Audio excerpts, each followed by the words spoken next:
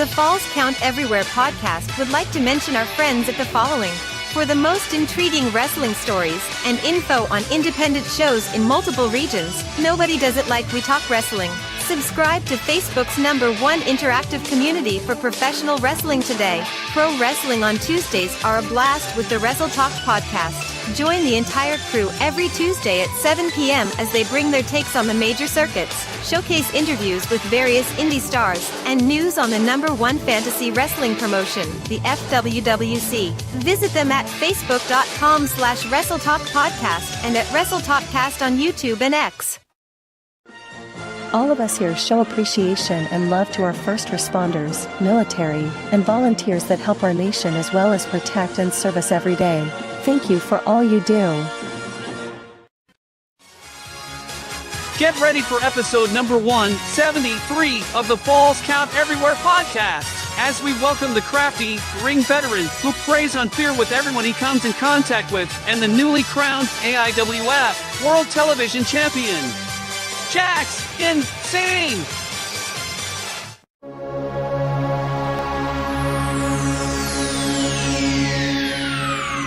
Ladies and gentlemen, may I have your attention, please? The show starts in 10, 9, 8, 7, 6, 5, 4, 3, 2, 1, go.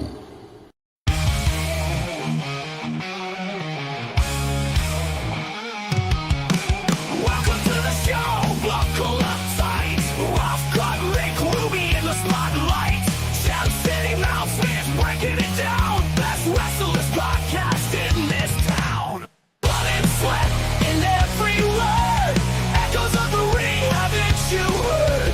Wrestling tales, raw and true. Podcast alive, bringing it to you.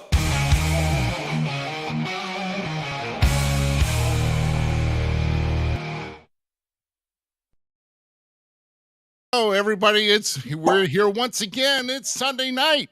You know what time that is? It is time to party with the greatest wrestlers podcast around, everybody. It is episode number 173 of the Falls Count Everywhere podcast, and we are live. Oh man, what are we doing? What are we timing now? Dude, I think I'm gonna have a heart attack. I'm joking, but oh my god, this man right here saying good evening to us. I happen to be like, I'm trying to, share out the show and stuff, do all the stuff we're supposed to do, right? I'm sorry to interrupt. This is not how we usually start Falls Count Everywhere. I'm excited. Okay? Yeah. Look at this. You're not going to see it very well. But on my phone, Mr. Herb Simmons just shared 2 hours ago. Okay? Yeah. FanFest 3. We're going to be there. Right? Do you know who's going to be there? I think it's Do you know who's going to be there? the guy you're probably going to share a great deal of... Homicide! Not homicide. Suicide! Oh my god. Sabu! I am marking out right now, and we're not even at FanFest yet. You might be taking a special break there that day too. Probably. Oh my god, I'm so excited for that, dude. That's good. Before I share out our show, I want to share out this, Mr. Herb Simmons. But you continue with the opening segments now. Oh no, I'm good, man. It's I know it's a good, exciting news because I did see that before we get on here because there's a lot going on here that we'll announce here in just a moment. But of course, I'm Rough Cut Rick Ruby here on the left, and of course to the right, the ever so excited Jem City Mouse Zmiz. He's always so happy and excited to know all the upcoming news of what we're going to be part of in weeks to come. So, man, holidays around the corner. I don't know if y'all have gotten anything as far as gotten together with any type of family or friends or any type of with gatherings involving them, but I did. In regards to, I was actually at a holiday party last night here, Z, with American Championship Wrestling, and I was actually gracious to provide entertainment for them as far as I do remember you saying that you were going to DJ. Yeah. The oh my gosh, here we go. Yeah, here we go. What I want to know what stories he's heard. First off, is with Kyle here, and who apparently is a big fan of Superhuman, and I will digress. I digress from that one. I don't care. I will say I digress away from that because I don't want to get much into that guy. I do digress. But no, I did provide karaoke entertainment and also some other music here for the party, and it was quite a hit. And of course, we had the searcher and one of our referees breaking out the guitar, doing some acoustic numbers for us. And like I said, it was a good, entertaining evening. Good times to be had with all family. So that's awesome. Yeah, that's awesome. And I don't know. I'm kind of tired here because I'm not used to hauling karaoke equipment and on a regular basis. I think I'm kind of showing my age a little bit. Either that or I just haven't slept that much this past week, which could also be part of that. But no, man, no, we're happy to support anything that's going to be big coming through the St. Louis metropolitan area. With that and FanFest 3, that will be here, and we'll show something here in just a moment. But man, big weekend for some major wrestling promotions. Of course, TNA having Final Resolution. That we'll go over that, and then also we're going to be going over this main card here that happened last night on NBC, and of course, streaming on the Peacock is Saturday night's main event. So, and see, yes, sir. So I also I saw an announcement today as I was watching football, which my Lions lost today in a high-scoring battle with the Buffalo Bills, and I'm kind of not too happy about that. But I mean, when you lose 48-42 in your home turf, it kind of it's disheartening. But I don't know. I'm tired of seeing the Chiefs win, and hopefully the Lions can make it. The Lions ain't going to beat the Chiefs. I'm sorry. Now, hey, I'll tell you what. We seen. Hey, the Patriots had to fall one at some time or another, didn't they? And Patriots are horrible right now. So I don't watch football. There, take that and stick it where the sun don't shine, New England. I don't care. So we're going to be reviewing that card. But before we do that here, guys, once again, it's never too late. It's never too late. Once again, for our good friends. And as you see, the Z is wearing our lovely Falls Count Everywhere podcast jersey tee, which I'm sure he will tell you is one of the most comfortable shirts he's ever worn in his life. Isn't that right? I love it. I love it. Yeah. So, and like I wouldn't be wearing it if I didn't. God dang. Right. Well, not either that. I mean, you could wear like a, something that's made of wool, and you'll still like it if it's got the right logo on it, right? Maybe. Maybe. I don't know. But I will say it is very comfortable. You can scan those QR codes, or you can go to thewhoaqbrand.com. That's THEWHOAQ brand.com. And that will get you, those codes go right to our shirt. And of course, you can always go and scan the QR code in the top left-hand corner of your screen, and that will take you to everything Falls Count Everywhere.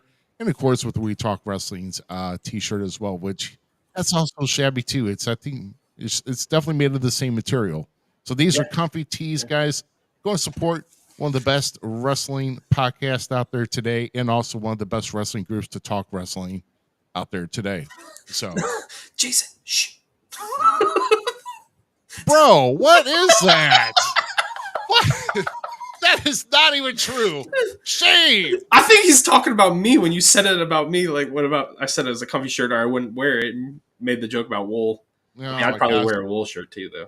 Good, this guy didn't read that phrase. Here we go. And here somebody's excited.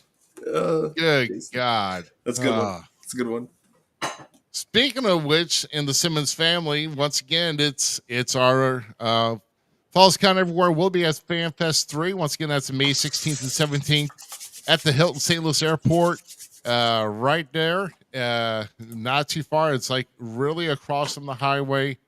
And man, I'll tell you, we've got some big names once again. Sabu was just announced. Oh, dude, I'm so pumped. And then Hold on. like I said, Greg the Hammer Valentine was also announced Yep, earlier Greg. this week.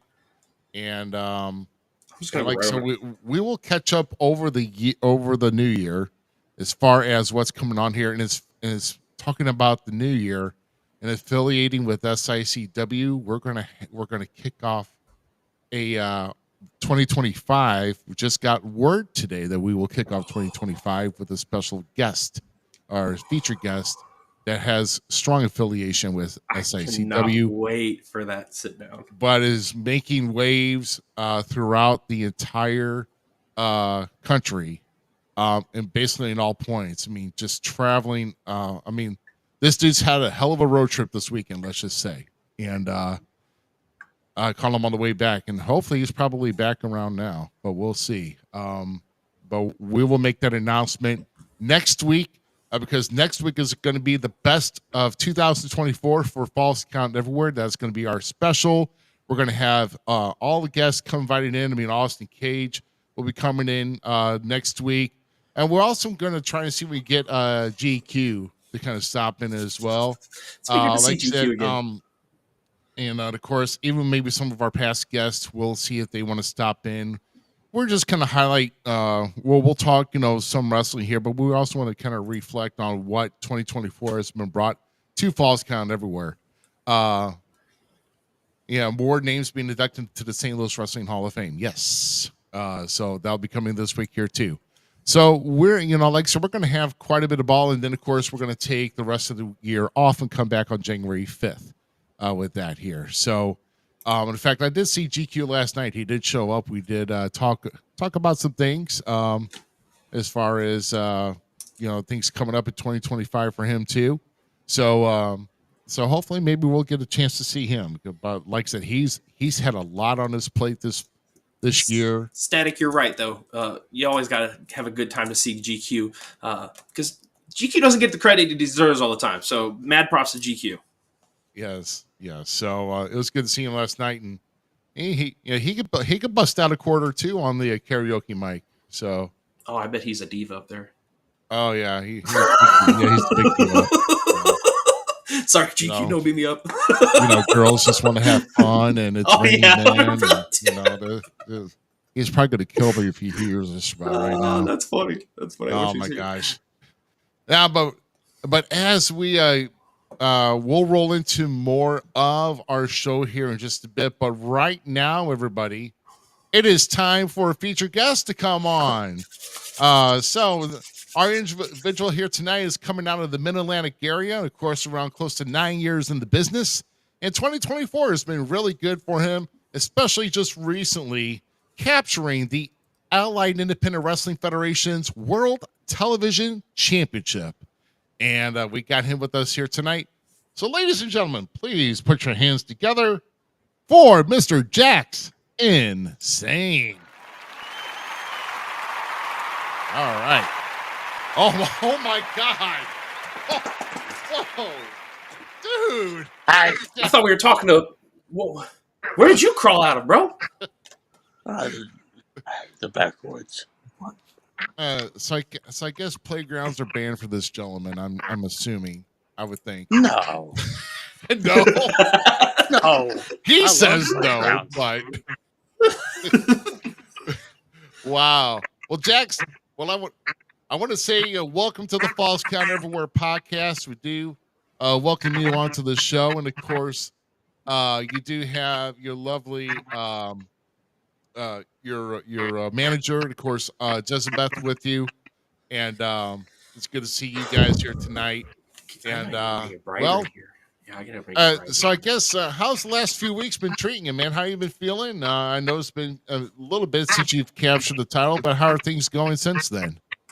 Right now everything's going okay. Just kind of taking a step back from everything and upgrading a few things with myself and making sure nobody finds Kevin Phoenix. He was the former champion, if you didn't know. I drug him off after I beat him senseless. So far, he's been missing, and no one can find him. Ah, You don't know anything about that, do you? I won't say. Okay, plead the fifth. I get it. I get it.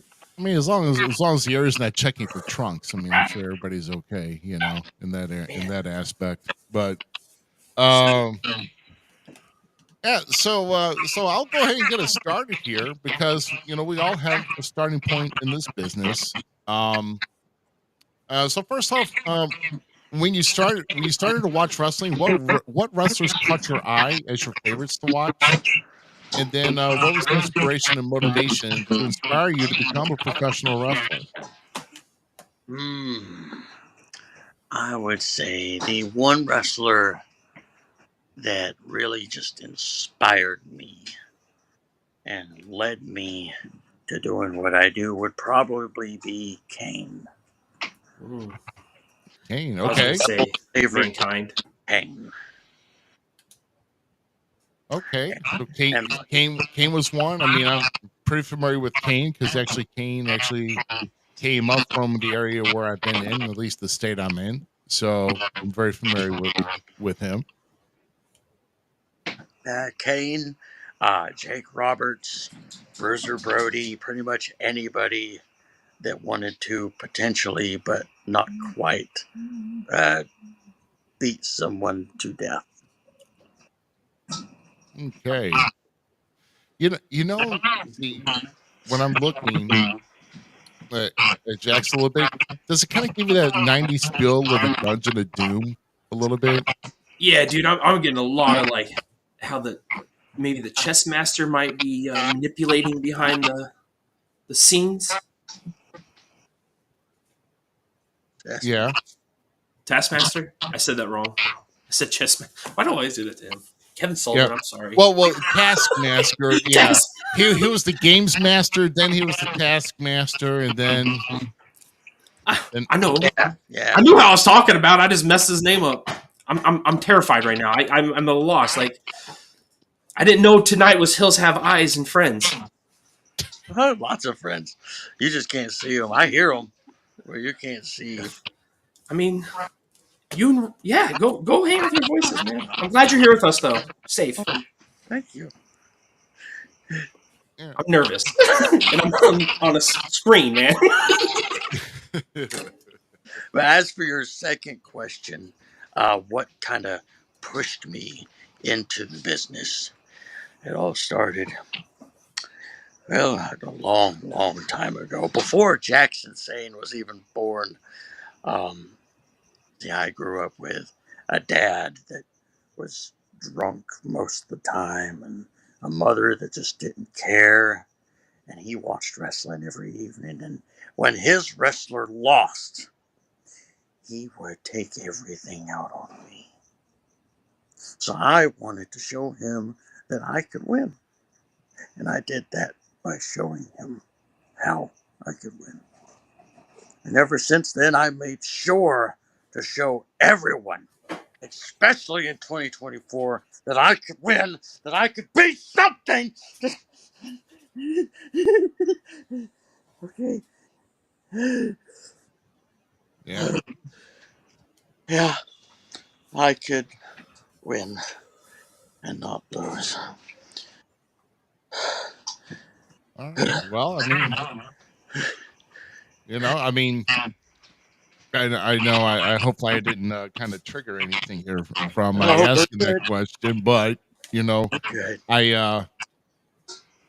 obviously, your success in 2024 has gone upwards, and of course, it's only going to go further from there. And once again, congratulations on your most recent win, because having a title in the AIWF is definitely kind of puts eyes on other promotions that get involved with the AIWF in here. And in fact, there's one locally here, and of course, the promoter is watching here tonight, Mr. Herb Simmons with SICW, because we've actually had guys out of SICW hold AIWF championships. So, will anybody come out? We'll kind of address maybe what's in the future for that title here for you, but I think Z's been kind of calm enough to get ready to ask your next question, right, Z? Yes, yeah, I'm good. I'm good. So Okay. in your bio, you sent over Norton Lawless, or hopefully I said that right because I'm bad with Norton names. Lewis. Lewis and Lewis. Jamie Lee were your trainers. Give us some backstory on them and how they were in the business, but then were some of the major key points that you took away to start your route down the path of professional wrestling? Well, I can give you more of a background on Norton Lewis. Um, Norton was a lesser known talent in the late 80s and 90s. He was a jobber for WWF under a mask. I can't remember what his name was. But he was a jobber for WWF and ECW, and I believe Smoky Mountain and other promotions around the Carolinas and Tennessee area. So he had a lot of experience and a lot of connections to other talents that also developed around that same area. One of those was Chris Hamrick, who also helped me in year 2 of my adventures. And he still helps me today, along with other people that still give me advice throughout the career of Jackson Saine would also be AEW's JD Drake, George South, the legendary George South, and Ricky Morton and Robert Gibson whenever I see them. I do. Ricky, I've got to sit down with him and have a couple conversations now with him, and the depth of knowledge that man holds is crazy fun to listen to and soak up. But JD Drake, that's one me and the SOB. He is. I've never wrestled against him. I've always wanted to. Just to slap each other like we do. Just be so exhilarating.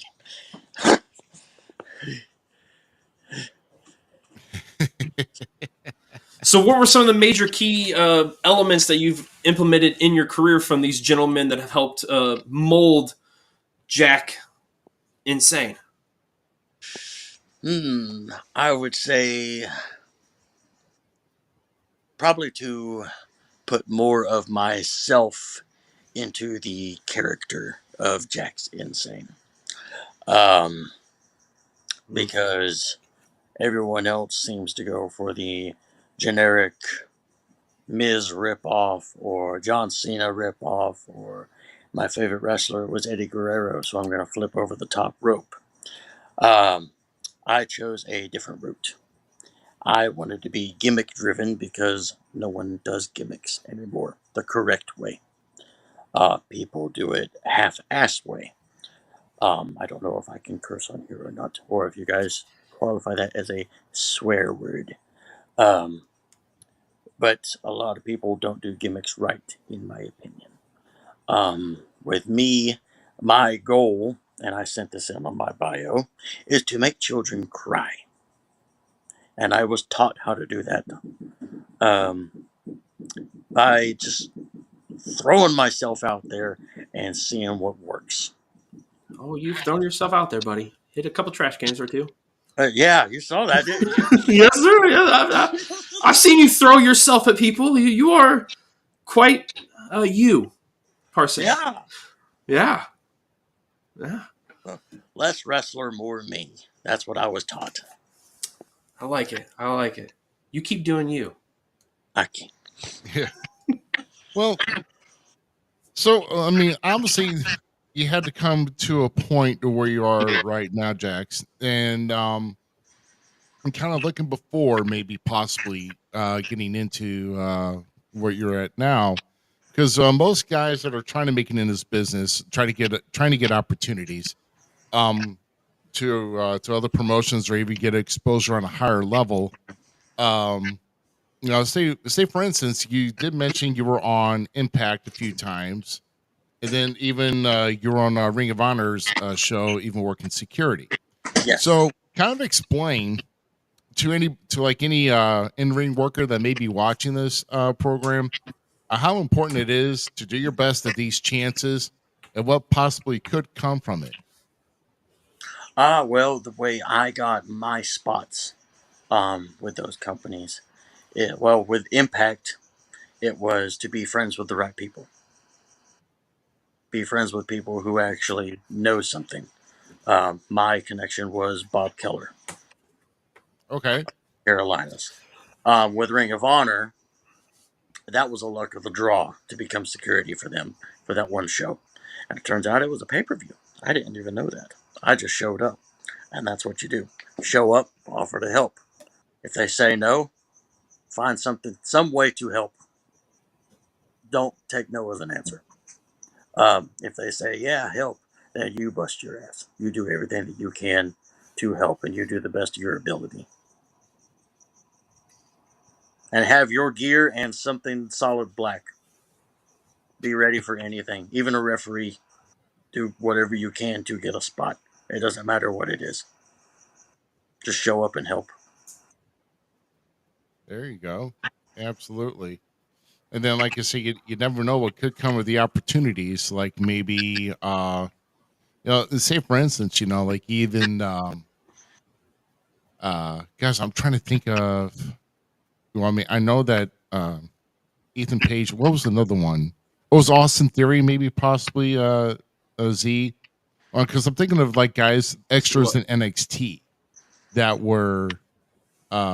But of course, I think they. Well, might Johnny have Gargano, perfect example. If you're talking about that kind of stuff, you're going that way. Like you go right to Johnny Gargano and Tommaso Ciampa, who weren't even supposed to be part of the class. One of them wasn't even supposed to be part of the classic, but they came together and did so good in the tryout that he got put in because one of the other guys got hurt. So like that was a good one. And then they got their job because the fans enjoyed their match that they were supposed to lose and chanted for him to get a job. So like you never know what's going to happen if you go to any event being Impact Plus, ROH, AEW. You don't know. You'll get a spot. I mean, I've watched guys in the local area that were doing seminars for promotions. Let's take Glory Crow, for example. Did a seminar and then did so good, somebody couldn't make it. Hey, we need a guy.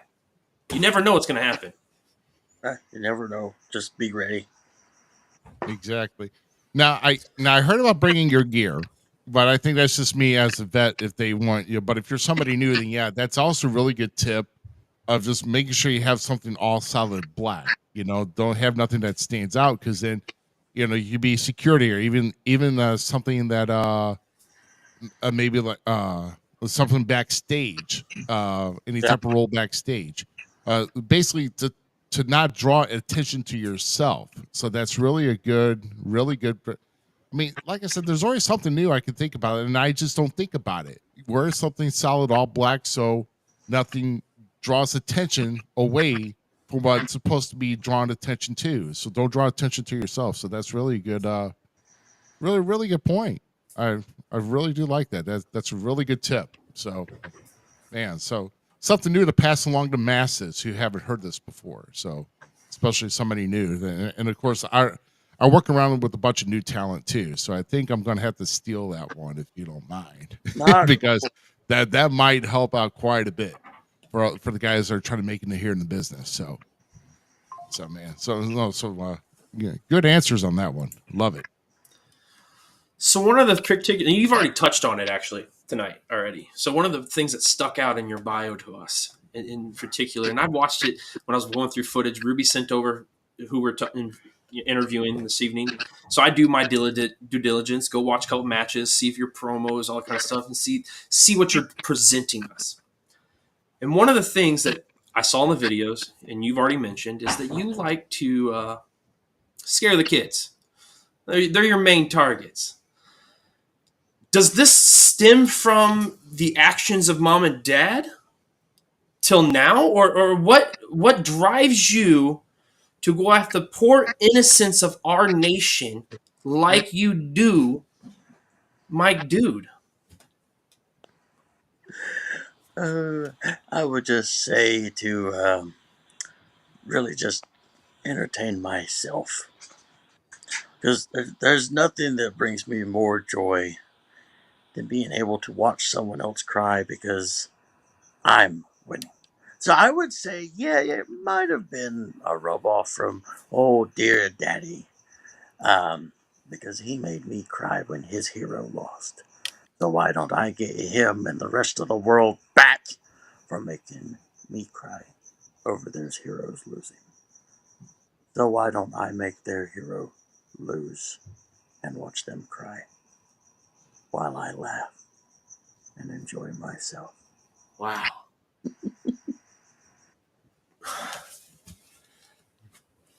But isn't it like, shouldn't you be the hero then? Like, come change the script. Be the hero. Don't be like Dad. No. Why would I change the script? If I change the script and I be the hero, then don't you think that's more concerning than me sharing with people what I went through? Because then everyone else would relate to me and would want me to hurt people. Ooh. Then that just shows that they're just as bad as Daddy. Oh, wow. You're not that insane, are you? The world needs a villain, so why not let it be me before it becomes its own? No, I've known a couple people that said that. That's a very heroic thing for you to say, Mr. Jax. Thank you. I'm trying to save the world, one child's tear at a time. Oh, God. Yeah. It's okay, El Trito. He doesn't mean it.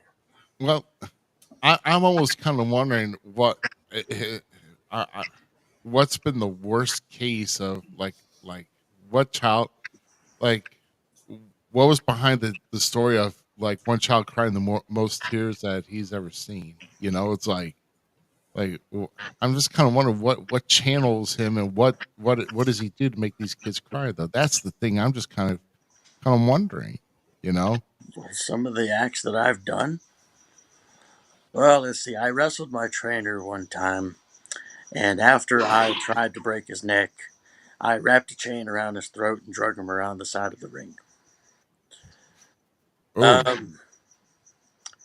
I didn't tie him to the barricade, but I did hold him there. I held a guy against the barricade in front of a child and repeatedly chopped him and screamed at this kid until they asked for a refund for the show. Sometimes I do get confused because sometimes people like it, and I don't really understand why.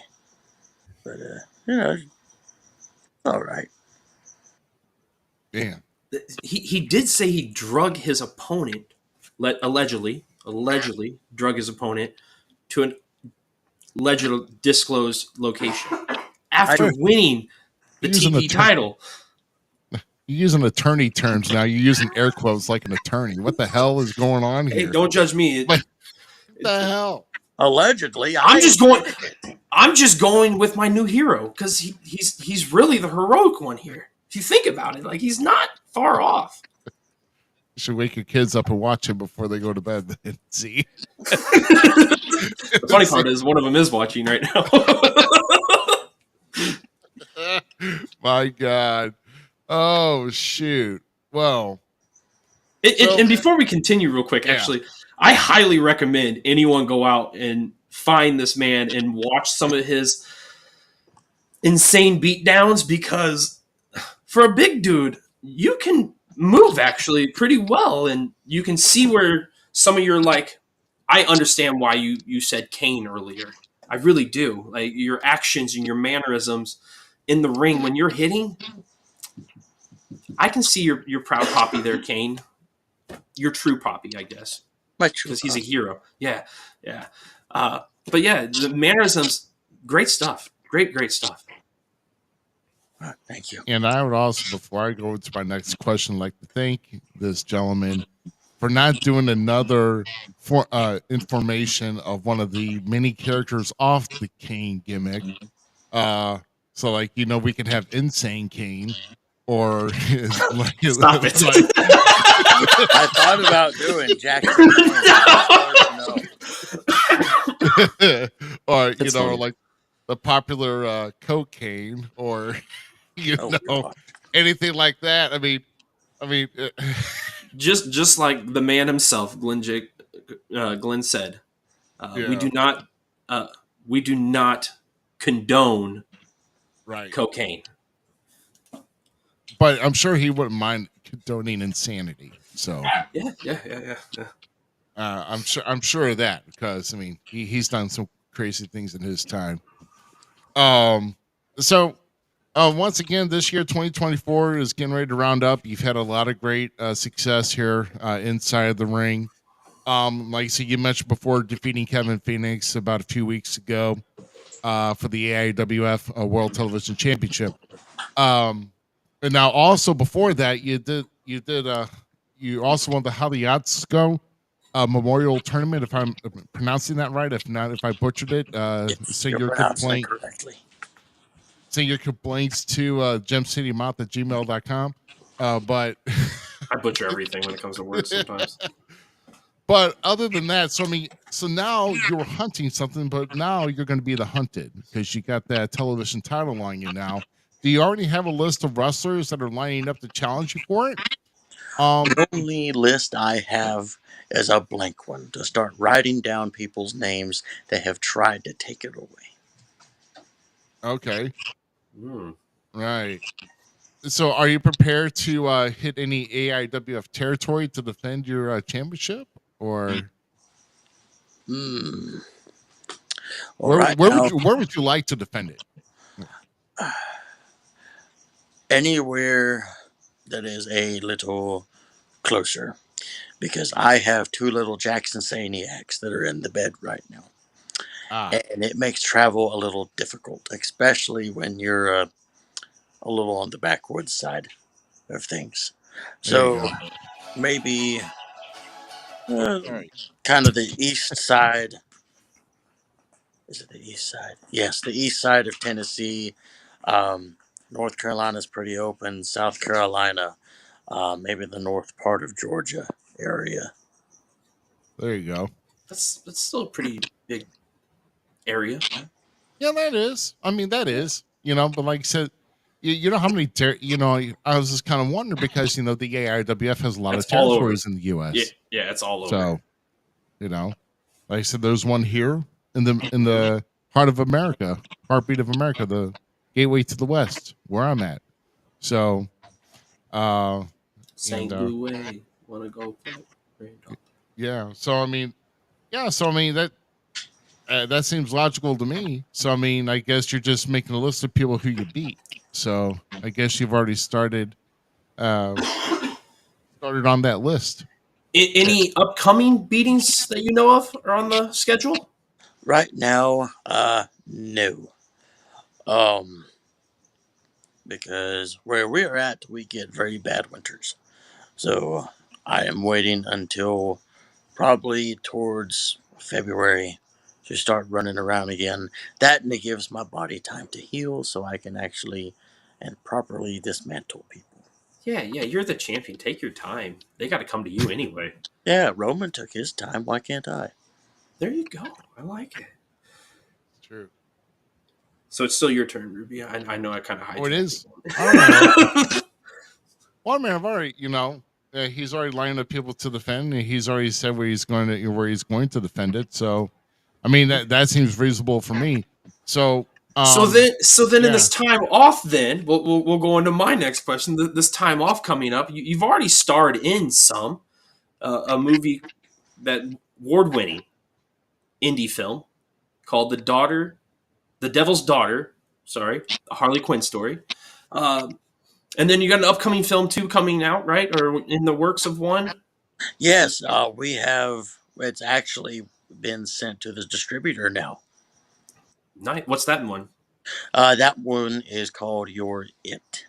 It is more of a traditional horror slasher film. I don't have a major role in it, but you'll definitely not forget my role. I think the premiere is the 7th, right? February 7th.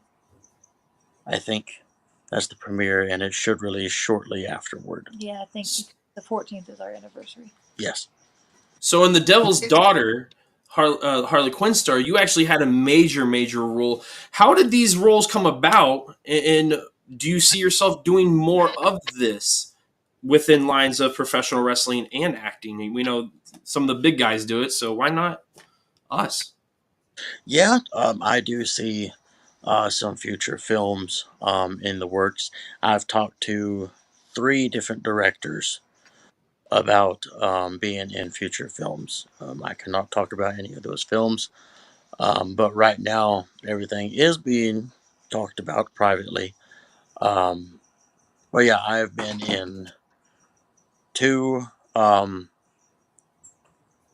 indie films. The Devil's Daughter, which is how we met. I played the Joker in that film, and it was a very challenging role because they didn't want me to copy anyone else. So I basically just took Jackson Saine and made him the Joker.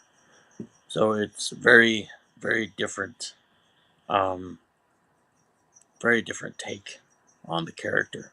Make sure you have some time on your hands if you're watching though. I actually have it saved right now on YouTube. You can go find The Devil's Daughter on YouTube right this second and put it on your list of to-do watches. I personally love indie films, so I'm all about this, and it's going to be cool to see another one.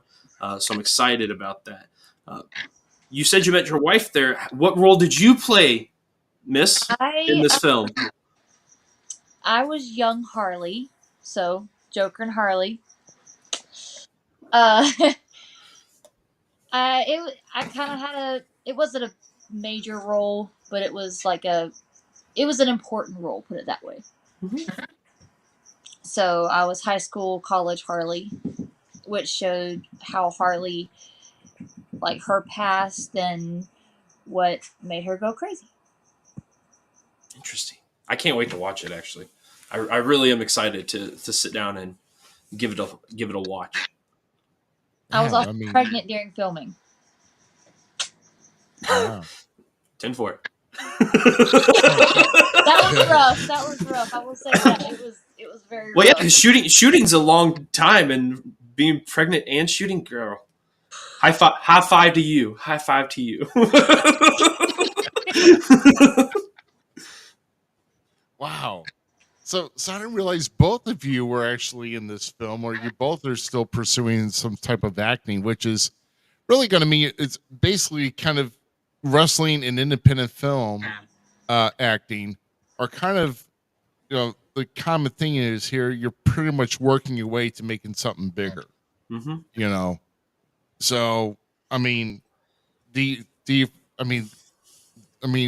in your experience that you've had so far, or have you talked with anybody here? I mean, has there been like somebody that's been like a career, like indie film actor, or have they, or do they do it just for the fun, or do they really strive to make a passion to hit to a higher level into films and try to make more as a basically a career for that? With me, it's more of just getting more things to put on my resume. There you go. If acting does take off, hey, that's great. But I'd rather just use it as things to put on my resume for wrestling or another role that might be related to both. You never know. I mean, I truly think like the acting goes hand in hand with wrestling in some sense. Is getting that dynamics. Like he said at the beginning, he wanted me more, character driven. So what better way to get in that mindset? It's like football players, right? They go do ballet for better footwork. So it makes sense to get your mindset there that you can dive down into a character or something that somebody gives you, like, hey, this is a pitch. Can you work with it? Can you do something with it? And you're like, screw it, I'm going to go full board. You have that ability to switch on a dime because you have that extra edge in some sense with the acting. So I'm down with it. As of with me, I'm done acting altogether. I want to keep managing, and I also cosplay. I cosplay as Princess Belle, but I want to continue being a mom. I want to push, like, just focus mainly on being a mom right now and taking care of all the animals I have. So That's sweet. All the animals. Oh, now this gets interesting here because we got a partial zoo owner that doesn't. Well, I only say that because he's got so many critters around his freaking house. I lose track of what he's had. There's what he's 6 got people in this now. house, and there's six animals in this house. We Well- have 5 cats, 1 dog. well, Oh, okay. I have 7 dogs, 3 pigs, 6 cats, 2 ball pythons, 2 bearded dragons, 2 rats, 2 cockatiels, 2 turtles. I have a gerbil, and I just got a red-tailed boa, and I have chickens. So Jesus, how do Yeah, you win. sleep? I mean, what? Wow, that would drive me. Oh my god. Are they all underneath your roof, or did you like build like a separate barn for everything? most of my dogs are like outside.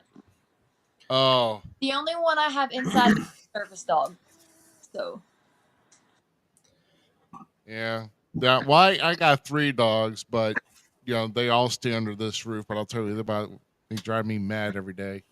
Sometimes, well, not every day, but sometimes. I mean, like today, they were so picky about eating for whatever reason. It must be that time of the week or whatever. I have no idea, but it's just like, I'm not putting up with you today. I got too much to do. So you don't want to eat? Fine. This is, give it another try tomorrow.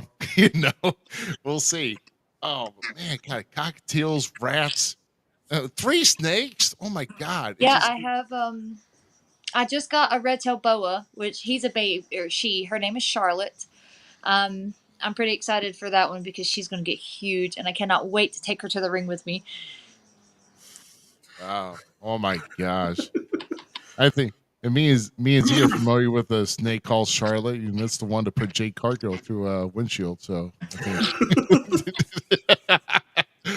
that's the only snake I know. But no, holy crap, that is so that is insane.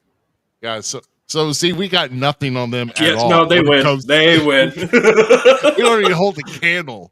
Not even a unlit candle, man. That's crazy. I do like the snakes, man. Oh, bro, you will Don't never leave find that. a snake underneath my roof. I'm sorry, right? Right. I've heard too many stories. So before, because there was another question I thought about here, because we're talking about you dragging your opponents with chains and everything else. So you've had to have some violent encounters here, Jack. So what has been the most violent match that you've ever been in? And then if you can think of another match that you would like to be in that would test your will as far as violence is concerned, what match would that be? I would say Oh, he's Gorgeous. I'm the most fainting. recent Danger Noodle. It's a nope rope. Don't you love her patterns? Isn't Dude, she beautiful? Beautiful. Beautiful, yes. I'm a major snake guy, so I like snakes. Yes. My Yeah, wife I'm sorry. doesn't. So the match. I'm sorry. Yeah. Sorry, Jess. It's the wife's fault. So what's a match, a violent match you would like to participate in or have been in, my friend? Well, I'm just gonna throw this out there. Everybody knows me, knows my feelings on this. I am fully against death matches. I do not like death matches. I've never been in one. Don't want to be. Thank you. Thank you very much. Thank you very much. In my Oh, opinion, and yeah. I do not care if this offends anyone or not, I think death matches are stupid and unnecessary. If you cannot be creative in a plain ring without weapons, then you don't need to be in it at all. As for a very violent match that I have been in and would love to do again, is a traditional cage match. Yes, thank you. That was the first Love it. time I bled was in a cage, and I had I had so much fun. I beat the guy by smothering him to death with a plastic bag. That's not how you. No, And I it's was not. the one bleeding. Hey, if you can't breathe, you can't move. So Exactly, and he was bigger than me, and I took him down with help, of course. She gave me the bag. And I also pushed his thing into the cage to distract him. Oh wow. Okay, man. I was gonna say, so apparently bags were thought of before Moxley put them on TV. So Yeah. apparently, we can't blame Mox for doing the whole bag trick. So, No, I by 2 days. well, by 2 days.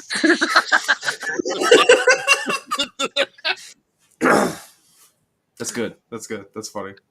No, but I love, man. I'll tell you what. No, nothing really gets me more for something. It's just the mystique of a cage match. I've only had 2, but those are 2 matches that I was just when I knew I was closed in. But I knew once I had my opponent, I could basically I could roughshot him in any side of that cage, and I can make him. And I know how the link. I know the link how the links are in the cages. You can't bleed in the cage, and trust me, I know the techniques and how I can make somebody bleed in the cage. So The cages are freaking yeah, brutal. we can. Yeah, me and somebody wants to go in the cage. We can go old school, brother. We can make it work. So trust me, it can work, man. But I'm kind of hyped up for that. So that's awesome. I love that, and I love that. Thank you very much. See, and the thing that really gets me is that GCW was here last month doing a show, like a pay-per-view on Fight or whatever, and they had some fantastic matches. And their main event was effing death match, and just like literally, light tubes were just being thrown. Hit, and then just it goes everywhere, man, everywhere. It's like, man, that can get it into your skin without you knowing it, and you're itching. Next thing you know, you're bleeding because it's fine glass. It's like freaking fiberglass that gets in your skin, and you just don't know it. Not just that, but you're breathing in all that dust that comes from the glass. Yeah, and they're like, oh, well, we took that out, bro. I'm sorry. There's still somewhat of residue that's in there, and I don't care if you try to let it out or not. You can't clean those out completely at all. So so you lost me on that. You use light tubes, you're an idiot. I'm sorry, and I will tell somebody you're an idiot. It's not needed in the ring. So I've heard Tommy Dreamer even say that they're idiots. And he's the king of hardcore.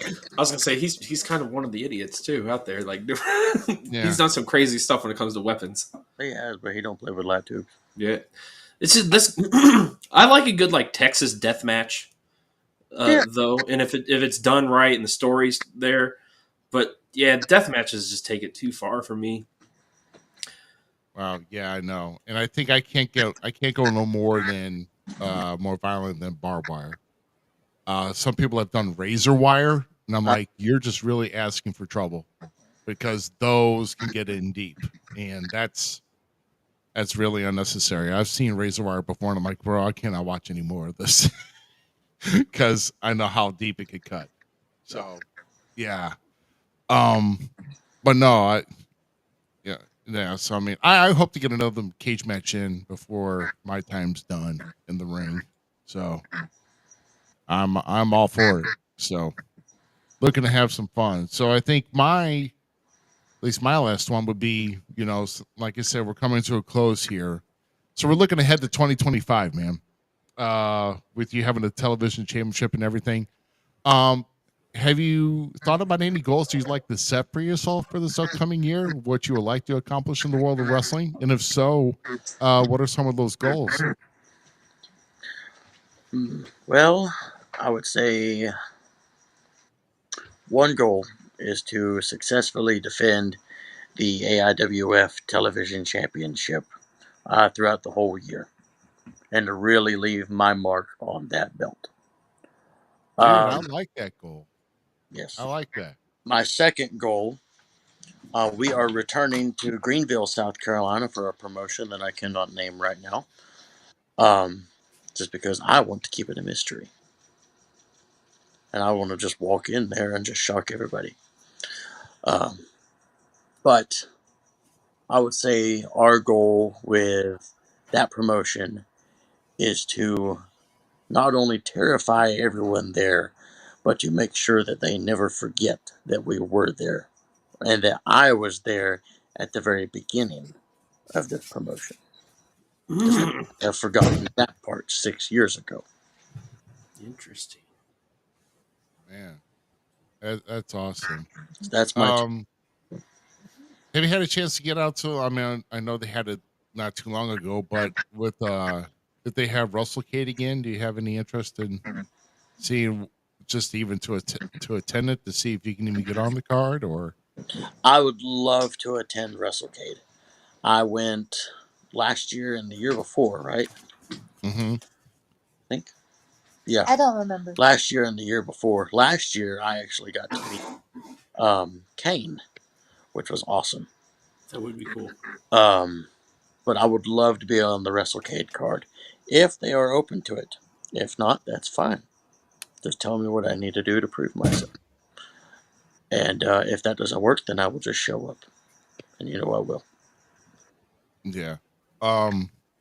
Yeah. So yeah, I've met Kane a few times myself. A little. I think the last time I met him was back in 2019, where his best friend was battling a form of brain cancer, and we were doing a fundraiser, and we were back in his home area, and he actually got to sit down and watch one of my matches I was in that night on the card. So at least I've got that. No, that actually Kane watched one of my matches publicly out in the back corner of the crowd and everything. So that was pretty cool. So yeah, it's Glenn's a really good guy, man. Yeah. And it's just unfortunately, his best friend and Michael Betty, which actually his best friend, I was actually starting out in the same promotion that he was in, and actually his best friend was one of my tag partners in my first official match back in '96. So I mean, almost like the the seven phases of like Kevin Bacon or whatever, or and how this person was with this person. Well, kind of like that. But no, man. Well, no, that's awesome. I really do like the idea of the television title being, if you can hold the entire television title the entire year 2025, that would be awesome. I know the AIWF's got their big event usually every year in March, right? So I mean, Yes. like in Mount Airy, North Carolina, I believe. Yes, March 1st. That'll be March 1st this year. Our first title defense there. Okay, very good, very good. Okay, well, man, I'll tell you what, man. Did you have is there anywhere anybody can find you on social media, or how they because obviously Z has actually found some of your matches on YouTube, even found your anything you want to plug, would it be your wrestling, your acting career, anything that you want people to go check out, any to know more about Jackson Saine. Absolutely. If you are looking for Jackson Saine, you can find me on YouTube. Just type in Jackson Saine. There should be a bunch of stuff pop up. Just follow or subscribe to the YouTube channel. If you are on Facebook, you can find me at Jackson Saine. Same thing with Instagram, X. I'm trying to build X up. I only have 12 followers. Let's see if we can get that up there. And TikTok. I just posted a video yesterday, and it's over 5,000 views now. It went Nice. of me getting hit in the head with a trash can. Nice. I think I saw that one. Yes, it went viral. It blew up on TikTok. I was like, holy crap. That's And got 500 likes on I it. wonder how many likes you get if I hit you in the head with a frying pan. Let's see. Man. If you guys want that, follow me on Twitter. Build that up there. If we can get 100 followers in a week, I will get hit in the head with a frying pan. Oh, There you go. Yes. For all of our 100 ex-followers. followers on Twitter. And I get to do it. man. Yeah, I've heard the thud of a frying pan before. And it's just kind of like, if it's like kind of the lesser made material ones, it's kind of got that funny thud sound to it. No, let's do it. Nah, frying pan. I want to live. Yeah. So Matt Classic, yeah. Once again, like I said, always a good affiliate to have. He's a really good guy. So I know he kind of pointed you in our direction, and like I said, we welcome anybody in the AIWF. Oh, we love them. Yeah, they're always welcome, man. We love all the AIWF guys that come on here, and kind of get a sit down to know who you are, what you're about, what you're doing, and heck, man, it was for me. This was fun. I loved here tonight. It kind of spooked me out here a little bit when you first got on here. But Halloween was like a month and a half ago. Yeah, it's all right. But you get candy all year, so I mean, no, actually, the Halloween candy here is gone already. Here's a Milky Way. Get away. No, but no, man. Once again, Jax, well, thank you very much. Oh, when's your next show? So far, the one that is scheduled would be March 1st in Mount Airy, North Carolina. March 1st. Is that your iguana? That's a bearded dragon, bro. Bearded dragon. Oh my gosh. It's full grown. They don't get any bigger than that, but he's big. Dude. She's big. Sorry. Her name is Stark. Oh my goodness. Oh. Man, I'll tell you what. I don't know if I'm watching Wild Animal Kingdom or if I'm conducting an interview. Yeah, that's crazy. Yeah. Wait, what was the Jack Hannon's Adventures? Yeah, Jack and Saine's Adventures. I like it, dude. I like it. There's your new segment. Saine Adventures. Welcome to the Wild Animal Kingdom. Oh, dude, you should do it. You should have a sit-down interview talk segment, and you guys just bring out animals and scare off your opponents. I love it. Dude, tell you that that's money right there. Especially with that new snake you're trying to get grown, and you want to. That's money right there. I'm with it. Yeah. Well, I'll tell you what. Yeah, Jezebel's bringing out all the animals. Yeah, we tickled her little heart. That's what the ladies like to do. Oh, you want to talk about my animals? My wife's all about it. So, oh man, showing off our cats all the time. Our cats are cute. Where you going? She's like, I'm escaping. She's the star. Come on. She a fat girl too. Yes. Never before have we had a bearded dragon on our podcast. No, we haven't had a snake or a bearded dragon. We've done it both today. Yeah, we had a snake, we had a nope rope, and then we had a bearded dragon. My next one is a Savannah monitor, so. That's a big boy. Oh. Well, I have a red-tailed boa now, so. Because how big's your Savannah monitor, may I ask? I'm getting ready to get it. Okay. I'm not quite yet, but I'm getting there. Okay. One more before we go. Yeah, we got to see at least this one thing before we go. Yeah, definitely. I want to see this Savannah monitor, please. I don't have the Savannah monitor right now. Oh, you don't have it? Ah, dude, you had me all pumped up. Because that's one of my favorite lizards. But I do have my red tail boa. He's just a baby, or she's just a baby though. So. Well, one of my favorite things. So when I first started working in the workforce, my first job was a pet store. And we had a Savannah monitor, and I didn't think about it. I had to clean the mouse cage, right? So I cleaned the mouse cage. About 2 hours later, maybe I'm doing something else, and it didn't dawn on me to go wash my hands in between these times. And somebody's like, "Hey, I want that Savannah monitor." We had about a foot long Savannah in the store. And I'm like, yeah, I'll get it out, blah blah blah, because the lady didn't want to get it out, and I couldn't find the gloves, so I just barehanded it down in there, and this Savannah monitor bit my pinky so hard that I thought I was gonna lose it. Always wash your hands when you're done using with rodents, people. When you got reptiles, always, always. Wow. I've learned the hard way as well. Wow. Man. I was cleaning cages, man. Like that was my task today, and I didn't think about it. She will eat pinkies and fuzzies, so I got to be careful with that too because she loves them. Yeah.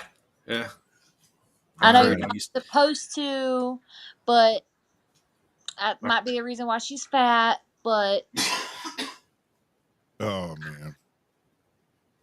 Wow. Well, Jax, yeah, it was a pleasure. Absolutely. I'm very thankful to see you today. This was a good time, sir. Oh, yes. I had an amazing time. Thank you so much.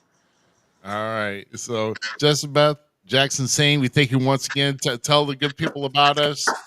Let them know you had the best time with us here. And any worker that's wanting to come on and at least kind of get some insight on the wrestling world, you know where to find us.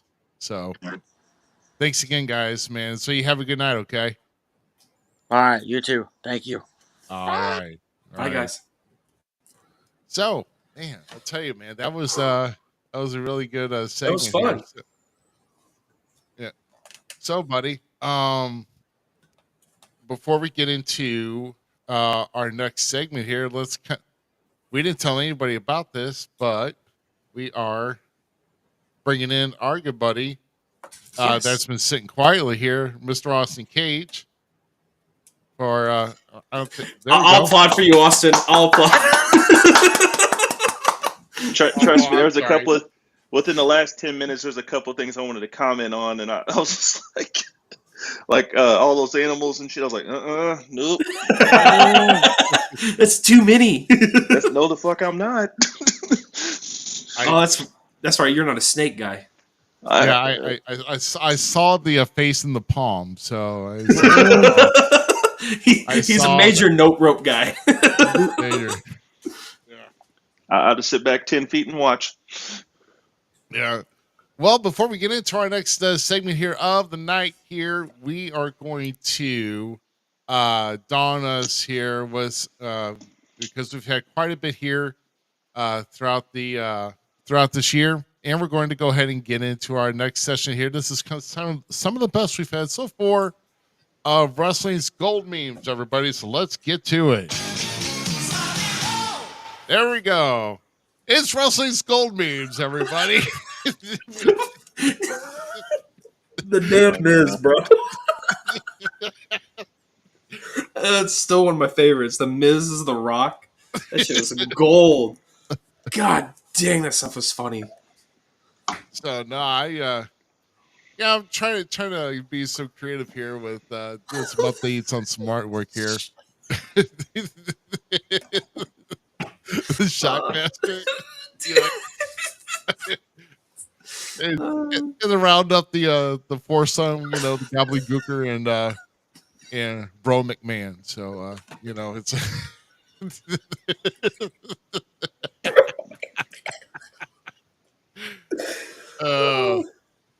Let's see. Why don't we hash the Best Friends flick that remade not too long ago by our Mega Powers here. Yes, sir. It is Step Brothers with Hulk Hogan and Macho Man. Still gold. Still gold. Hogan's doofy face look. What's going on, guys? Hand on my shoulder. Is that the hand that touched me, Elizabeth? Bosom. More bring it. Get that lust out of your eyes. Oh shoot. Let's see. Remember Old Generation X?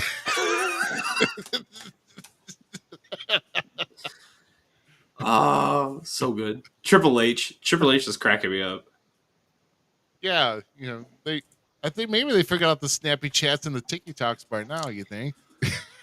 They're really good at it. Dude, I just can't get over that big ass monitor or like that square monitor. The old school. Dude, no, it was funny because like one of my friends, I was helping him move yesterday, and he has like an older TV so he could play older game systems. I was just like, I can't remember the last time I picked up a TV this freaking heavy because it had an old box on the back. Oh man, yeah. I have an old black and white, the little tube TV that you turn right down here that works still. The kids and I were watching old VHSs on it because it connects easier. So it looks like these guys are playing with an Apple IIe or something. Back when you had like the tennis game when it was just going from doop doop. Yep. That's called Pong, man. That's Pong. Get it right. Pong. Look, I could have corrected you about 15 different times during that last interview. So Get over it. I stumbled on my words. I was hyping and excited. Did you not see FanFest 3?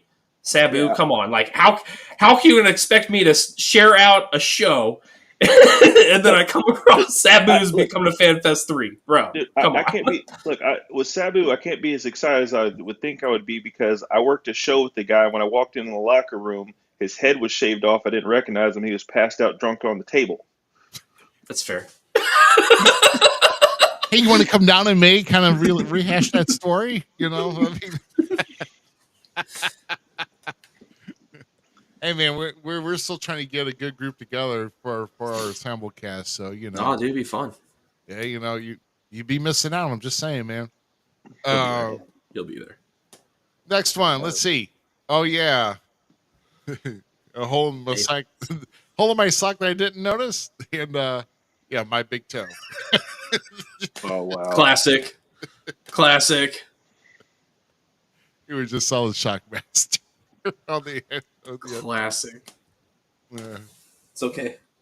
Yeah, I like how they did that flame flame pyro that did no effect, and he got this plain ass white mustard wall. That We still love you. It's okay. It's scary. I didn't look at your shot for a minute, and I looked back. I'm like, what the hell is that? What's that, Typhoon? All right, so let's see. Oh yeah, the All Elite Wrestling Performance Center training the next generation of indie stars. That looks right. That's an aid. Who's she flicking off? That might be Mox. Who knows? Is it Mox? No, I don't know. Tony might be behind the camera. Oh yeah, that's funny. Guys, I can't be in this. Like, my thing is, why are the kids on the other trampolines just laying down? I want to go re-find out what this is now from. They just got done watching Collision. Hey, Collision wasn't bad this week. Oh boy! Stop knocking things. I just did piss you off, pal. Oh, let's see. Next one. Let's see. Oh, yeah. Your friends, where you said that your childhood wasn't rough, and then your dad holding you as a baby. Oh, that was great. Duh. Dude, I remember this whole. I remember this whole scene when he punted that thing. I don't care that I knew it was not what it really was. For that second, I was like, "Oh shit, really?" Maybe we're like 20 rows deep in this section. I remember one time somebody played this scene and then it had that "Ready, I kick the baby."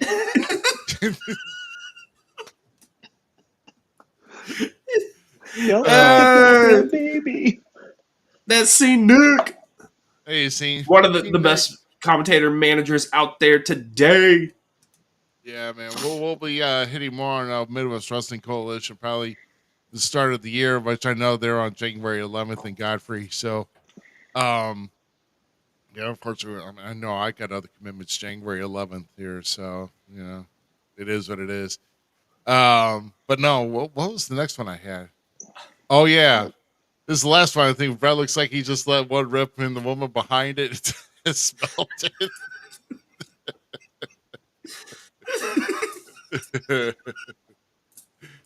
There you go. So, This one's fuck Goldberg. just kind of wishing it was Goldberg. They made out, dude. Didn't you see? Was that Goldberg I got behind me? Oh, no. That's funny. Nice. The captures of that.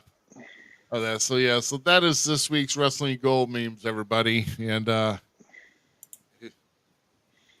I can see when I see big man, all I see is "What up, G?" That's all I can hear. Oh shoot! I don't know. I think the one with Booker was better.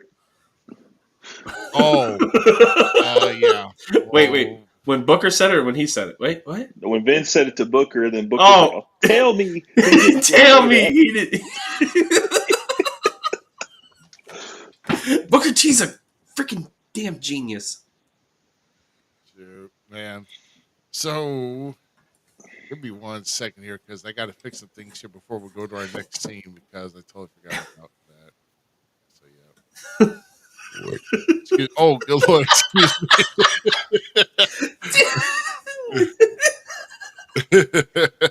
My apologies. No, he's look at Nick. What Nick said? Nick said new meaning to start sharpshooter, making reference to Brett's fart. Oh, that's good. That's good. That was a good one. That is good. Yeah. Well, I'll tell you what. Let me see what I can do here. I don't know. I don't know what's wrong with my freaking. It was roll all with this. perfectly set up, ready to go. No, it's not. It wasn't. And you ruined the chocolate chip double crunch cookie. No, Sorry. Zach, you ate the cookie. That was the dumbest thing in the world. But he did really put on a good match, so mad props. I finally went back and watched that match. Yeah. Yeah, so now we're going to be talking about with TNA Final Resolution. Like I said, I didn't put much work into this this week because there was a lot of things that kind of got out of control here for me this week. But we're just going to go over here as far as that's concerned with the Final Resolution. So there was a couple of countdown matches. Wayne, what's going on, man? I know one was Frankie Kazarian beating Jonathan Gresham. Yeah. And I'm trying to remember the other one. I think Once again, I have it. Sorry, I It did was, not care about Frankie Kazarian. Oh, it was JDC defeating Leon Slater. Yeah. A gimmick that has no gimmicks needed. JDC. I'm sorry, but you still need to do your little Fandango dance. There, it's that's what pretty much made him. Hey, look, when him and Tyler Breeze were together, that shit was gold. Oh, Brazongo was the greatest thing ever. Yes. But can we just getting on to the main card though? They kicked off with the X Division Championship, and Kushida gave it a good fight to Moose. And I could have thought that, getting him tracked in that Kimura lock, he had it in kind of deep at one point too. I thought, oh man, he's really trying to make him tap. But eventually Moose caught up to Kushida with being fast and basically drop kicked him from a reversal. And I'm telling you right now, man, he needs to stop flipping on a spear. That looks goofy. It looks goofy. It looks weak. And for those people who are taking that and laying down for a 3 count on that move, as big as that guy is, he should just be cutting people in half. Don't flip, just break them in half. That's what a spear is made to do. And I don't know, man. I mean, right now, so far, Moose is carrying his weight in the TNA X division with this. I mean, facing these smaller guys are getting him a challenge because they're faster than him. And it's like, I mean, Moose has carried his weight, period. The guy has pure talent, but I'm with you. The spear needs to go soon because it's over. It's time to evolve the character that is Moose. And the spear just doesn't work, in my opinion, for him with the flip, especially. Let's just do it this way. What's up? Find a different finishing maneuver on these people in the X division because you weigh twice as much as these guys. You don't need to freaking try to break them in half. Do something that freaking muscle these guys. Yeah, did you say torture rack? Oh, dude, I want him to. Yeah. He needs to torture rack him straight up. Stiff ass power bomb. I'd be cool with that. Like, but no, I want him to bring back the torture rack. Or how about do a modification of the last ride without doing that's what I was going to say. Like, because you can throw these guys high in the air and then plant them down, bro. They're not getting up from it. Or a pop up power bomb. Yeah. Oh my God. Could you see these guys just pop up and they're just coming down? Be like 10 feet in the air before they come down hitting the mat. Yeah. Wow. I mean, like kind of like how Solo does, like the Samoan drop, throws it up and Samoan drop. Yeah, Solo Samoan drops the bomb. Well, I think didn't Rikishi have one too? Yeah, back when he was Fatu. Was it the pop up Samoan drop or? Yeah, the pop up Samoan drop. Yeah. Jacob does it really good. Well, Jacob is freaking flawless almost. Oh, yeah, no, Jacob Fatu. I mean, that dude's a beast, man. A spine buster would work for him, and I like it because it's old school and like nobody throws a killer spine buster anymore. Like in that I can think of, like off the top of my head. Right. Like, right. You know, because I think Batista had probably one of the last like clean spine busters. Like that thing felt like it thud, right? You know, it was an Arn Anderson like esque spine buster. That's the GOAT right there. Oh, 100%. If no one thinks that, you're mistaken. You're an idiot. So yeah, I'm cool with the idea of the spine buster making a return as a finisher. I think we need to see, and one of the things like Saturday Night Main Event going on, Mac Davis pointed out like he wasn't too fond of it, right? But I think we need to start seeing some of the old school tactics bleed into the new style of how wrestling is presented. Does that make sense? And seeing a spine buster come back would be great. That's another reason why I want the torture rack back. Like nobody's utilized the torture rack in like almost 20 years now. In all honesty, nobody's really used it. So bring back the torture rack, and I think Moose would be perfect for the torture rack. I really do. The guy is a monster. He's going to be able to get big dudes up, and he can establish it with these little guys in the X division right now and just dominate it. He's already basically stated that he's going for the world title, like with the X division, because I think that rule still applies, right? I mean, I don't know. I mean, I'm sure he can go for the world title at any point. Where the they turn in the X Division title to get a world title, I think that still applies in TNA, if I'm not mistaken.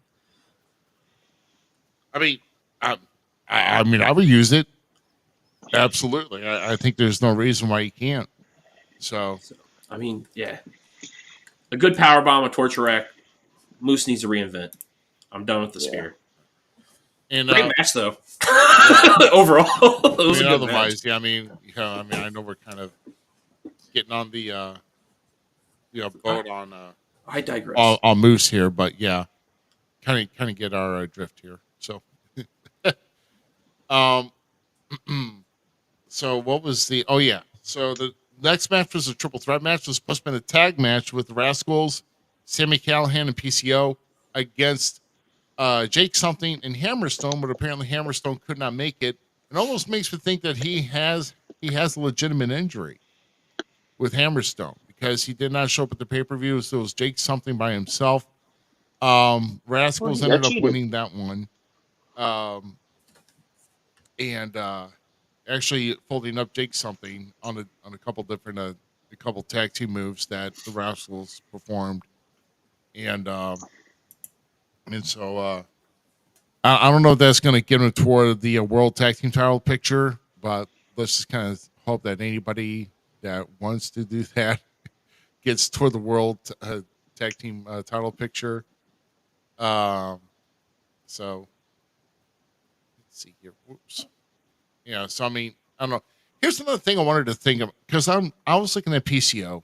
You know, trust me, the guy's a great talent at his age. Okay, this International Heavyweight Championship, I'm looking at it, and I was thinking to myself today, that title kind of just looks like bland, like one of Ultimo Dragon's like 9 titles he had when he was in WCW. You remember? He had he's like Yeah. Ultimo Dragon had like all these like blank championships. Yeah, It's like, I do remember that. in this international heavyweight championship, who is it deemed by? I mean, like by what promotion? Yeah, see that's one of my things is we kind of came back to watching TNA within the heights of like some of the stuff they were producing when Nick Namath made the jump over is when I really started to rewatch what TNA was doing. So I don't even know what that title is established by or for. So it's kind of like weird that it's there, but hey, whatever. It's 2024, I guess. I mean, I wouldn't, hey, you get a belt. EC3 had there's a reel out going on with EC3 about there's too many championships in wrestling. Well, if you get promotions to work with one another, maybe you can just merge it as one championship, or like, I mean, people don't understand that there is certain, like certain brands for like certain, put on by certain different, by certain networks that they want it for the draw value. So that's another reason why that's done. Right. And like I said, that could be the reason for that. But this international heavyweight championship, I mean, it's really nobody else is really going for that title.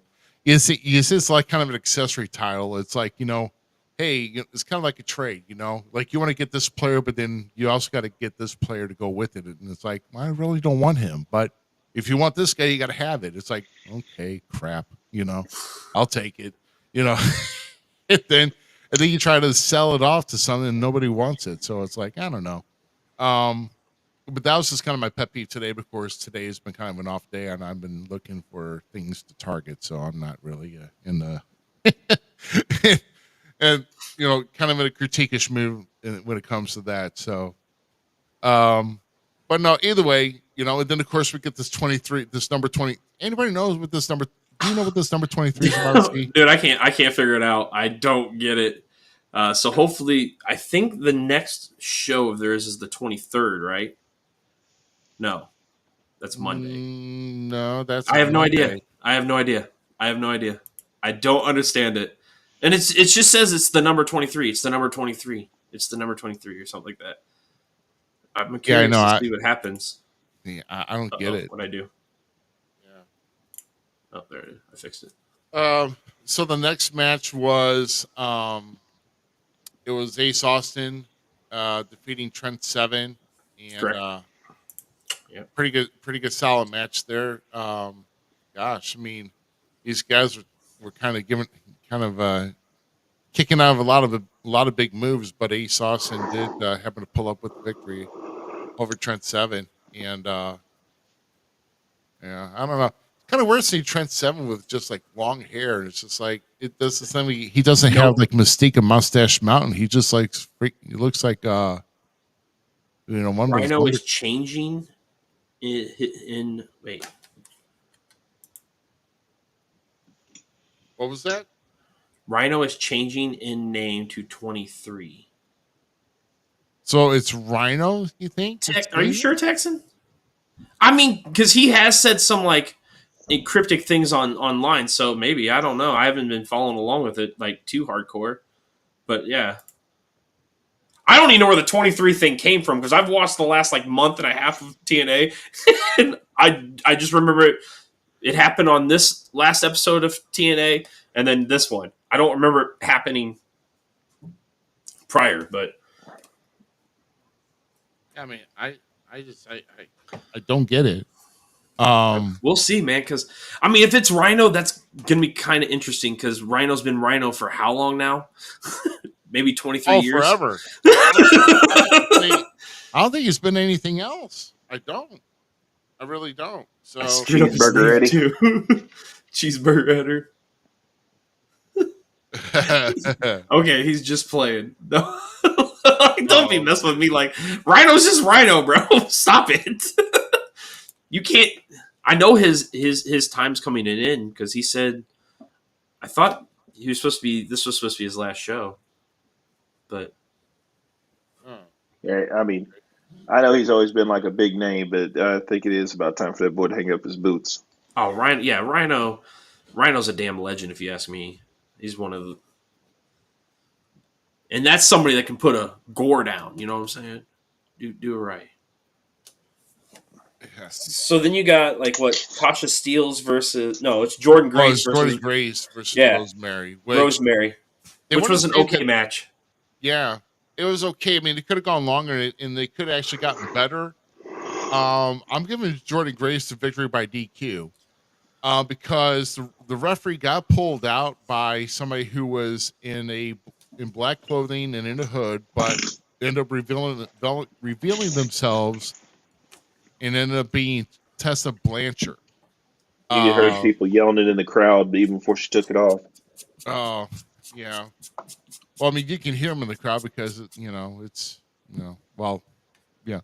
I mean, you have to have more people in the crowd to be drowned out. I'm just saying, but not Well, I not mean, not not there was they did for the house it was in. I mean, it did pack it though. It was a But good show. Tessa Blanchard coming back, Big move by TNA. Big, in some case, ballsy move. yeah. I do think it's time to turn the healing cheek and let bygones be bygones. With so the what things happened that with she's that? Because I didn't hear the story. well, okay. So a lot of people on the internet are complaining that TNA brought back Tessa Blanchard because she's made racist comments in the past. It happens. We all do it. We've all said dumb stuff. She got her slap. She went away. She's been quietly working in Mexico, I think, and doing great stuff down there. I'm pretty sure it was Mexico that she was working there for a little bit. Several people have come forward and said they accept her apology, blah, blah, blah. Moose being one of those guys that have continued to defend Tessa on it. Let's let bygones be bygones and let her come back and see what she has to actually help with the wrestling community. That's what I say. Yeah, I'd let it be. Yeah. I mean, and that would also be a good challenge for Jordan Grace too, with Tessa coming back, and then who knows, freaking Tessa may be the next one in line to challenge Masha once she gets through with Jordan, or this could be a drawn out feud between Jordan and Tessa. But I'm very interested to see how that in weeks to come how this is going to play out. So yeah, I wish it was kind of definitive a decision on that, but but we move on to the fatal four-way match, the number one contendership, which Joe Hendry actually got the win, defeating Josh Alexander actually on the pin, and of course Mike Santana and Steve Macklin, those two guys that were not involved in the decision. Well, my pick for the match to win got handcuffed to the ding freaking barricade by Josh Alexander. Wait. So you don't believe or zip tied? He got zip. No, I believe I'm all for it. But I picked Santana. I was ready for Santana to move forward. I was ready to see what else we can do with this guy. I mean, I'm quite happy, unfortunately, that he lost because now he's got a new target on his hand, and that's Josh Alexander. And those matches are going to be stunning. So. Mike Santana and Josh. Oh, bro. Oh, yeah. I'm not like I'm mad because he's one of those guys I really enjoy. I was a big LAX guy, so to see that you had LAX, what we remember when TNA first started, right? Hernandez and Homicide, and to see two guys take on the name and the title of that tag team and do homage and pay the greatness they did and do what they did as a tag team was great. To see him now on his own makes me ecstatic to see where he goes because the dude is so talented. Yeah. Absolutely. With that being said, Joe is coming for that title. Yeah, he's going for it again, and I'm going to tell you right now, he's not winning it. He's not winning it. Yeah.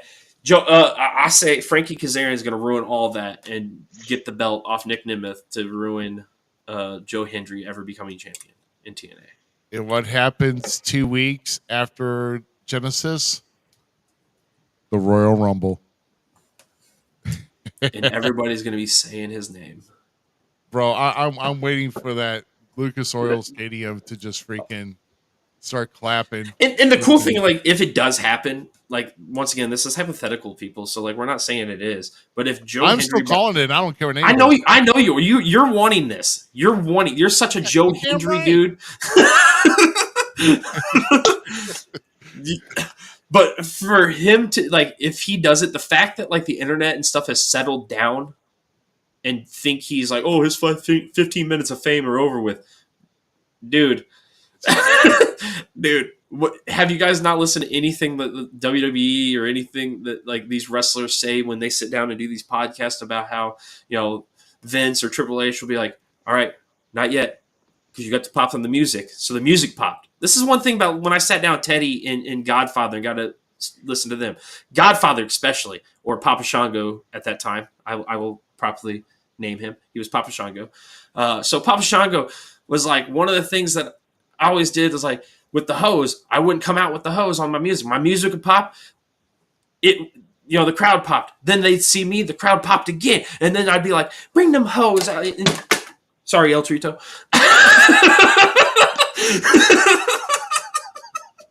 Check, please. So he'd be like, bring the hose out. And then the hose train would come out, and then the crowd would pop again. Like, building on that suspense is what's going to be so great if Joe Hendry actually does it. Because it could be a loud night for Joe. Man. Yeah, it can. Yeah, it can. And what if he goes in as champion to do it? Like, I'd be kind of sick too. Hey, it's not like, we haven't had a TNA Knockouts champion in there twice in the Royal Rumble before. It's happened. Mickey James was the first to do it. And then, of course, Jordan Grace last year.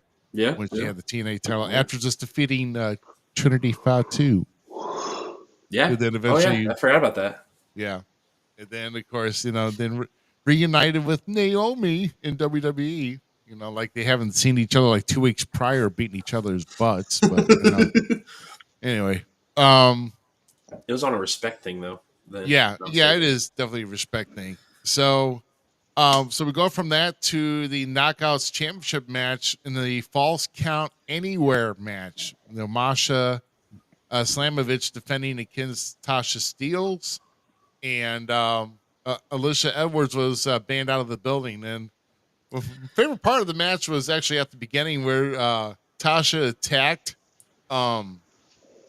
Masha, and then Santina was out there taking Alicia out of the ring, and he threw her over his shoulders, and he's cutting a promo for a promotion on the TNA Plus as the match is underway. You can get a free month if you put this code in. Put the word banned, and for a promo code, you get your first month free TNA Plus. Thanks. Jeez. But no, I love Santino. That's funny. Oh yeah, Santino's gold. Yeah. So not a factor in that. So Alicia wasn't a factor in that one, and of course there was other security, which. Security got their bucket. There's actually action going on by a security who took a bump, and you see guys just laying prone with his head up in there, and the camera's still shot on this guy, and they're all freaking wrestling and taking pins right next to this guy that's already been off against the barricade. I'm like, oh, geez. And but the match ended up being finished on the entrance ramp with Masha. Getting the pin on Tasha Steelz and was it a pile driver, right? So what now? I think never mind. I thought it was a pile driver she hit her with. No, it could have been a pile driver. It was a form of it was a form of pile driver. Yes. So it was a good match actually, and Tasha Steelz is somebody that I haven't had a lot of watching of her matches. Yeah. So to see her in there with Masha was cool. Because they actually worked really well together. That match flowed nicely. Yeah. Yeah, no, I got to see her up in person about a couple years ago, so it was pretty cool. So, yeah, along with a list of other stars here. And, I don't talk about that off the air because it was a project that never got aired, but I was actually in attendance for. So, you scared her, didn't you? No, I didn't scare. No, there's other people that were there that scared. Trust me. Trust me, it wasn't me. GQ. It wasn't me. I'll tell you that. And that I believe definitely. I don't like this guy. Oh, we were making fun of GQ. Oh yeah. Not you. Oh yeah. He was there. Yeah, he was there. Well, I know he was. That's why I said it. Well, Ruby, you think you're the first person to say that they don't like me? Oh. Well, So then, after Masha and Tasha's match, we have the world. Don't be a jerk. we have the tag team titles match. The Yes. Hardy Boys versus the System, Brian Myers and Eddie Edwards. yeah, and like It was a Hardy's. It was a Hardy's match. Yeah, it was the tables match, Yeah. and Jeff Hardy ended it with doing this infamous, dive from WrestleMania 2000 off the crouton. entire barricade and crashing through, and having to get a walker to get up because he's older now and he can't get around much. And The power of crack compels you. yeah, I mean, he's off of painkillers, so because they got right, okay, That makes sense. That makes sense. yeah. Texan was there too. That's right, because that's the unfortunate part where you're doing Business. so. Well, I mean, that's something to be safe and to make sure that nothing gets leaked out here. Oh, And yeah. whoever else, The business. I we'll know talk she's- about that off the air, but we'll talk about that off the air. But overall, it's what you expected. The Hardys go over in a tables match, which one thing really irritated me about this thing, okay? Because overall, I'm actually going to say the Hardys, Brian Myers, and Eddie Edwards, 3 guys in there that I'm not really the biggest fan of, except for Matt. I like Matt, but for different reasons. But Brian Myers is great. Overall, it was a great match. But the thing that I had an issue with is like, how are you going to sit there on commentary and tell me that the Hardys made the tables famous when their whole thing and stick was for so many years? We've had this drilled in our head. Didn't matter if it was AEW, WWE, TNA, and I'm talking about TNA before this time. The Hardy Boys were ladder people. Like, that's what we've always been told. And for them to sit there on commentary and be like, they're table people. I'm like, guys, stop. That's Dudley Boys. Like, the whole time. I'm like, that's Dudley's. The Dudleys. Anytime they brought up the Hardys and the tag tables being synonymous to each other, I'm like, okay, yes, you're not wrong. They went through them. That's crazy. I hope that somebody gave them hell after the show backstage. No, I mean, once again, it was for what it was a really good match. They told the story. They did what they needed to do. I know all 3 of us are over the Hardys. Like, go away now. We're done. But some people still like them. I have to respect those people. I'm not saying it was bad. I can't. It was wrestling. Yeah. And then we get to the main event, the TNA World Title with T and AJ Francis getting talked his way into an opportunity, which irritated Ruby. Dude, wasn't he just starts to irritate me. The only reason I watched the match is to make sure the man didn't dive. That's the only reason I watched the match. Because you're such a Joe Hendry fan, and you were banned from diving. He's AJ banned Francis. from diving. You get knocked over the top rope and do a 360, but don't dive. So, dude, you have to give him props. That match was actually like this main event was fun. Nick and him did a very, very good job in this match. Yeah. You can't deny it. Like, he's goofy. Like, it's really hard for me to dislike AJ Francis. For one, this is gonna sound bad. I have a friend that he reminds me of 100% here in town, and it like warms my heart to see him because once again I see my friend in him, and it's funny that I see my friend in him. I would party with AJ Francis. I truly, I'm sorry. After this, I want to see more of AJ Francis because him and Nick Nemeth really did put on a good show. For talking his way into a title match that he had no business being in, did not deserve it in any form or fashion. Yeah. Thank you, AJ Francis. Are you trying to take the place of Steve in that video?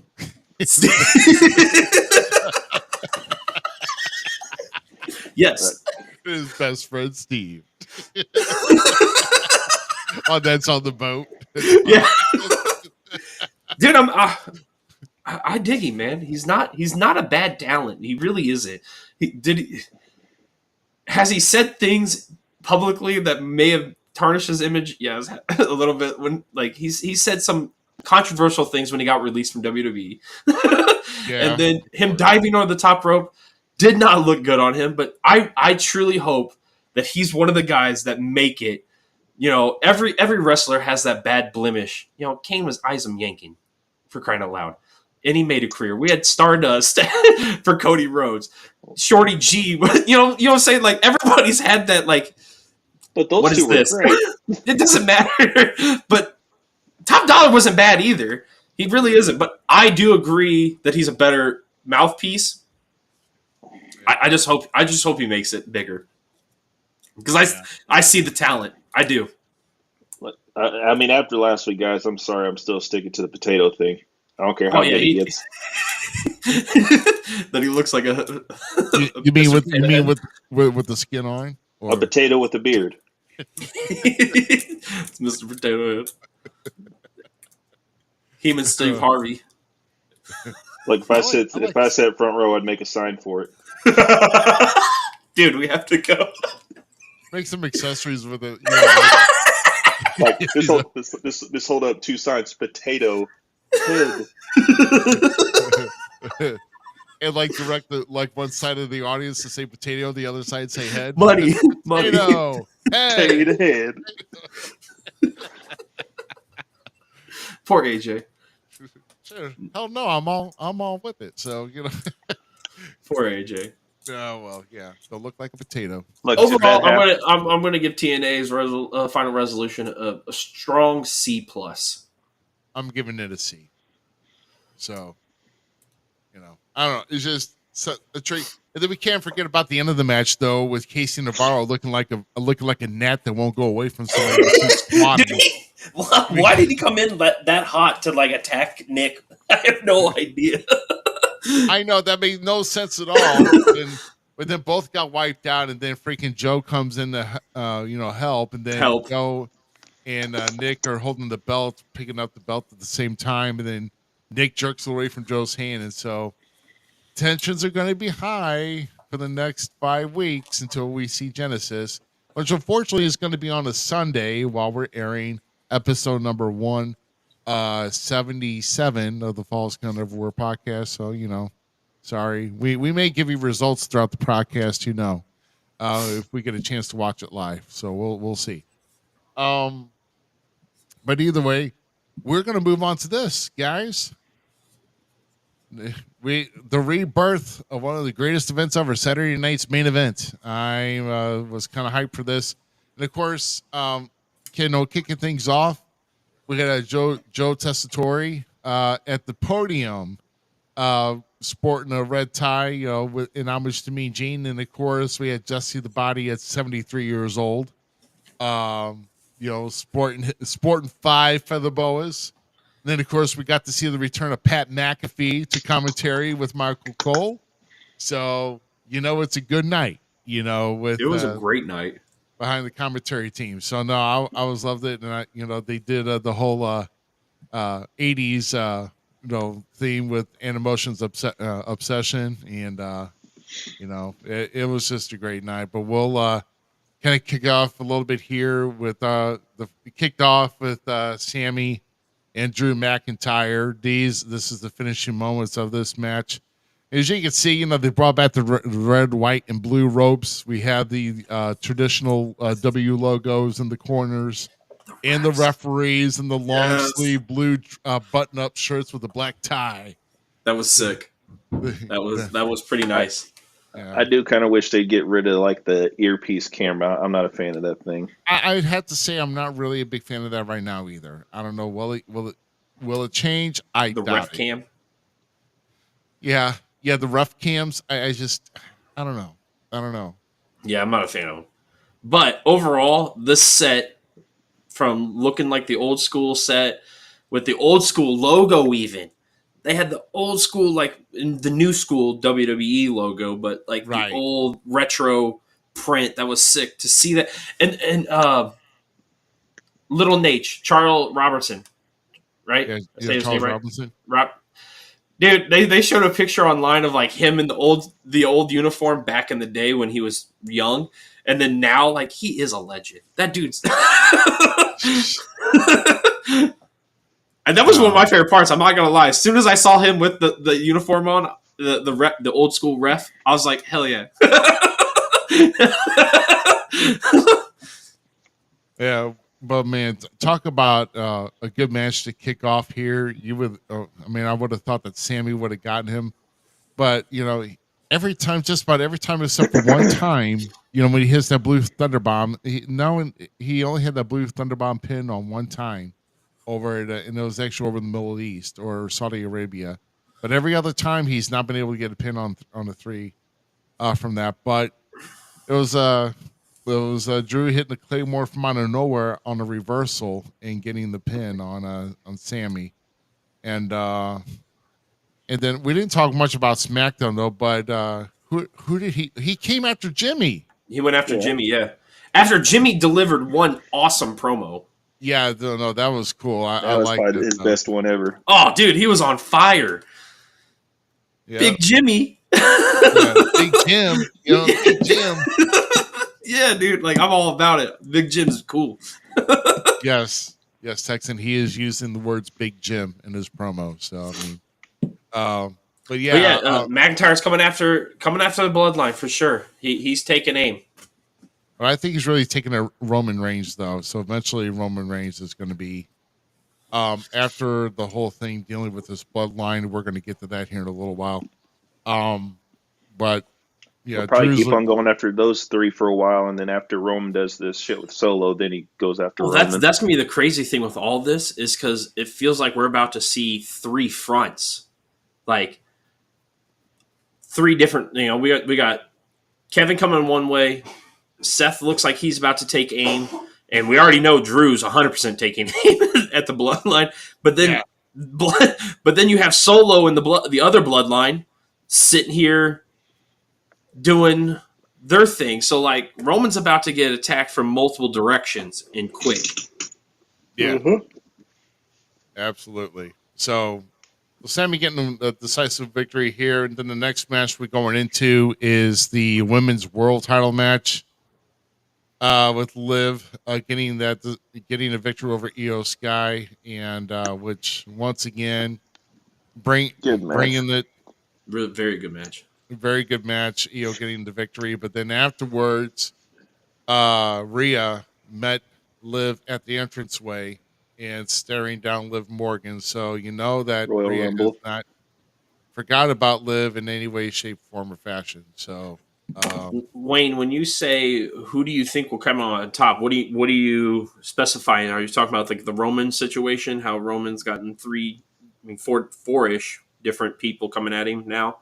Because over this, like, let's give the belt back to Rhea or something. Because I'm not over this storyline. I just want. Actually, no. I mean, Rhea's had a really good run with this title, and Liv has been really a good champion. In fact, 100%. I mean, she's beaten former champions through her run, and lately she's not really used much help from Raquel. I don't think. Did she use the help of Raquel on this match? I don't think she did. No, she clean. She beats Io clean. And remember, Io Sky is a former WWE Women's Champion too. So. I think every match, usually somebody who actually came out with somebody, everybody stayed in the back. They might have walked. Yeah, my thing is like, I was not expecting Liv to have this damn good of a world title match. Title run. Like her title run has been actually done very nicely in the storyline, the character building, her being a character, her adding to her character, her just her presence in that ring during the matches, during her promos.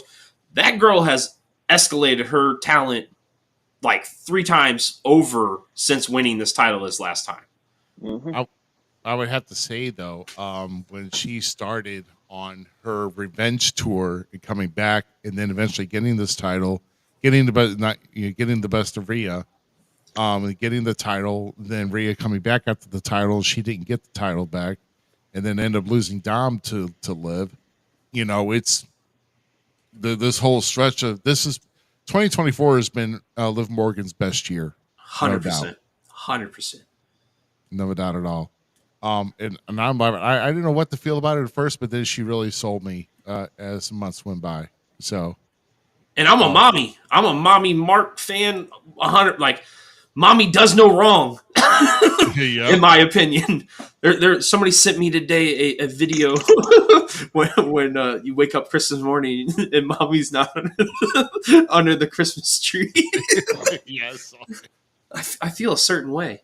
Yeah. Yeah. Like, so I don't think the wife's going to get you that though. So. These two, I sent the video to my wife. Actually, I'm not gonna lie. If your wife wasn't a wrestling fan, you'd be screwed. Oh, 100%. My wife, yeah, it works great that my wife's also a mommy's fan. So, but yeah, Liv has done what Damian Priest did when he had the world title. I did not want to see Damian Priest lose that title, and that's where I sit right now with Liv. Like, even with mommy and her going at it, if Rhea does win the title by some chance when they do meet up again, I think I'm going to be kind of bummed. I really am, depending on where the title goes with Rhea after that, because Liv has done just that damn good of a job. Yep. Right. I mean, we don't know if this is going to be an ultimate payoff or they're just meeting one last time, and then Liv still gets the best of her, and then you want to know where Rhea's going to go next. Because I don't know how much of a story you're going to carry with Rhea in Raquel, or maybe there might be somebody else in the picture for Rhea. So, well, her and Raquel are actually friends. If not mistaken, yeah. Rhea and her were like really good friends. So there's story that could be told there. Like, absolutely. And they had a couple matches in NXT, I think, if I'm not mistaken. They had one banger, if I'm really not mistaken. They beat the hell out of each other. Yeah, they beat the hell out of each other. They main evented. Yeah, her and Raquel did. So there's history between those two. There's more history than people think. Liv didn't just didn't find anyone out there to handle mommy. There's a reason Raquel's there. Yeah, absolutely. So, so I mean, we're going to get some things after the first of the year, though. And we'll get more into this later.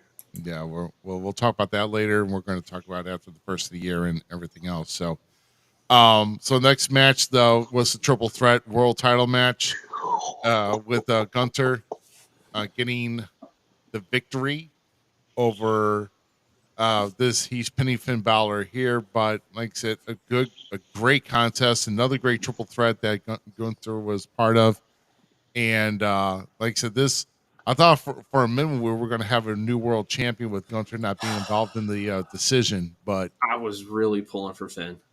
You're really pulling for Finn to get two titles. Yes. Yeah. Well, okay. So, like, the whole idea of Finn having the title after this would have been awesome because the Finn, listen to Finn and you'll win thing, right? Yeah. Right. If they would have played into that more, and how Gunther was going into the whole like downward spiral, Kaiser's losing hope in him,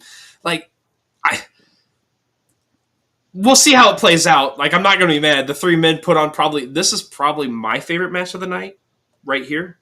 This was amazing to me. These three did an awesome job. Austin messaged me beforehand saying, like, how could these three do anything wrong? Or was it you? No, it wasn't you. Yeah.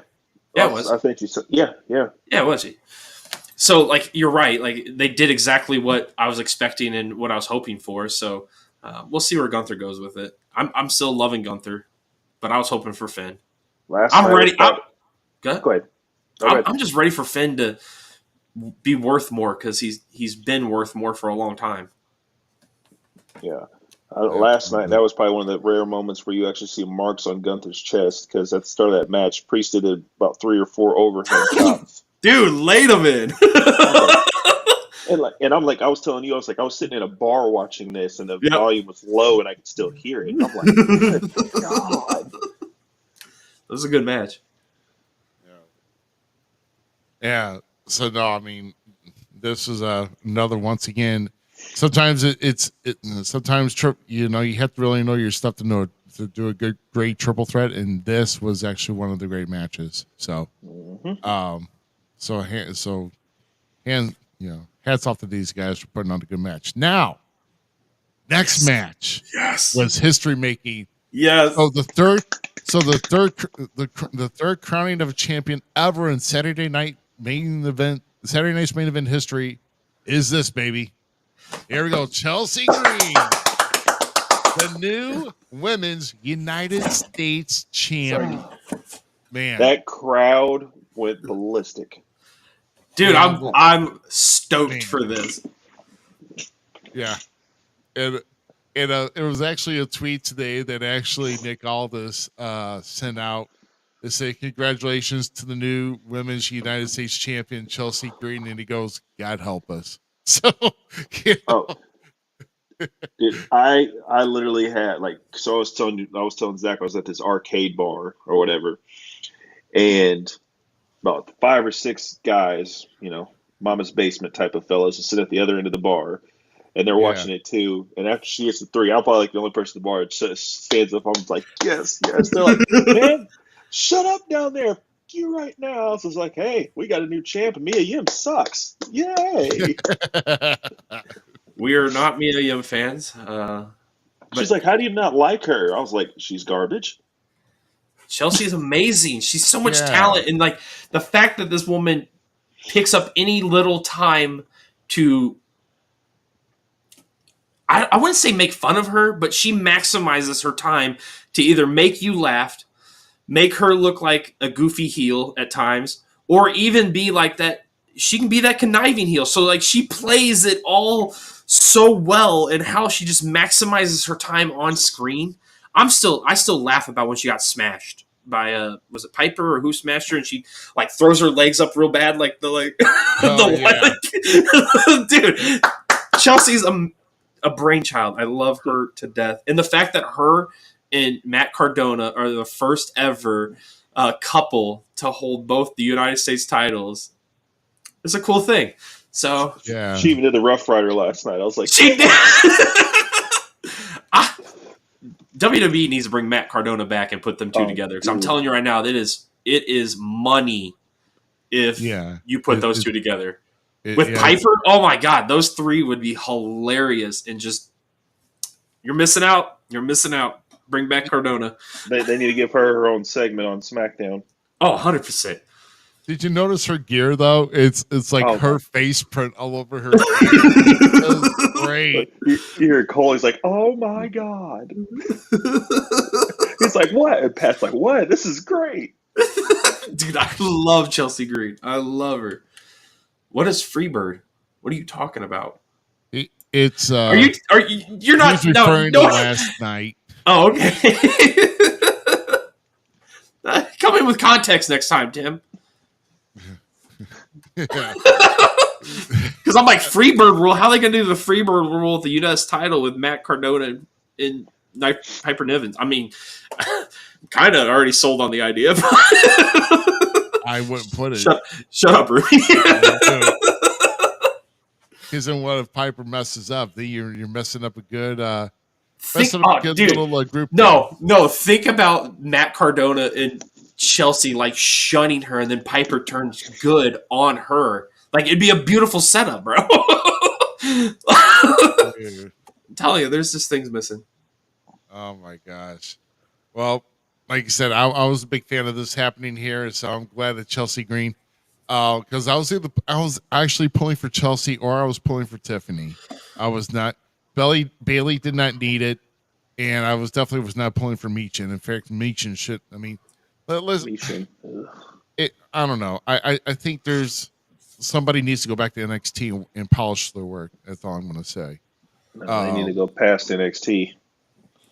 Oh, WWE ID? Something. Yeah. That's deep. So let's talk about. So before we talk about the main event, we finally got the reveal of the one-time use that Cody Rhodes got. It's this beauty right here, and I was still am a fan. This is probably my favorite WWF The World Heavyweight best. title. Mm-hmm. I love this belt. I love this belt, and I'm it's sad it's only for one night only, bringing back the rebirth of Saturday Night's main event from the 80s, and this belt. I mean, it was around for 10 years, you know. Hulk Hogan had it first, technically, and then the last person to have it was Stone Cold when he won it at WrestleMania 14, and then they went to that Big Eagle, and that was atrocious. The Big Eagle wasn't terrible. It just wasn't good. No, it wasn't good. No, it was not good at all. I wonder if they're going to start doing that every year now, though. You know, they just need to take off. Get away from the big W's. God, please. Actually, dude, I saw a remaster of this with the W in the middle, like over the world. So it had the emblem of the world right here. Yeah. And then the W was over it, and then the eagle was sitting over the W. It looked pretty legit. Like, I would be cool with that. Like, you know how they have the world title with the W in the middle now? Mm-hmm. Yeah. Yeah. It would be tits. It'd be tits. I'm down with it. But I don't like the big W either. I think it's goof. No, I don't want it. So, are you talking about the white strapped IC title? I think Warrior had a yellow strap, didn't he? Yeah, Warrior had the yellow strap. I don't know. I got the IC title that was inserted when it was presented to Tito Santana and before Macho Man won it. That was around for 12 years. I mean, I could sit here and nerd out on belts all night, but we got a time limit to keep here. And other things to get to. But no, I'm just happy for this. But, well, let's just say, I mean, Cody Rhodes took out 2 refs last night and then unintentionally. First with Charles Robinson with the what did he hit Charles Robinson?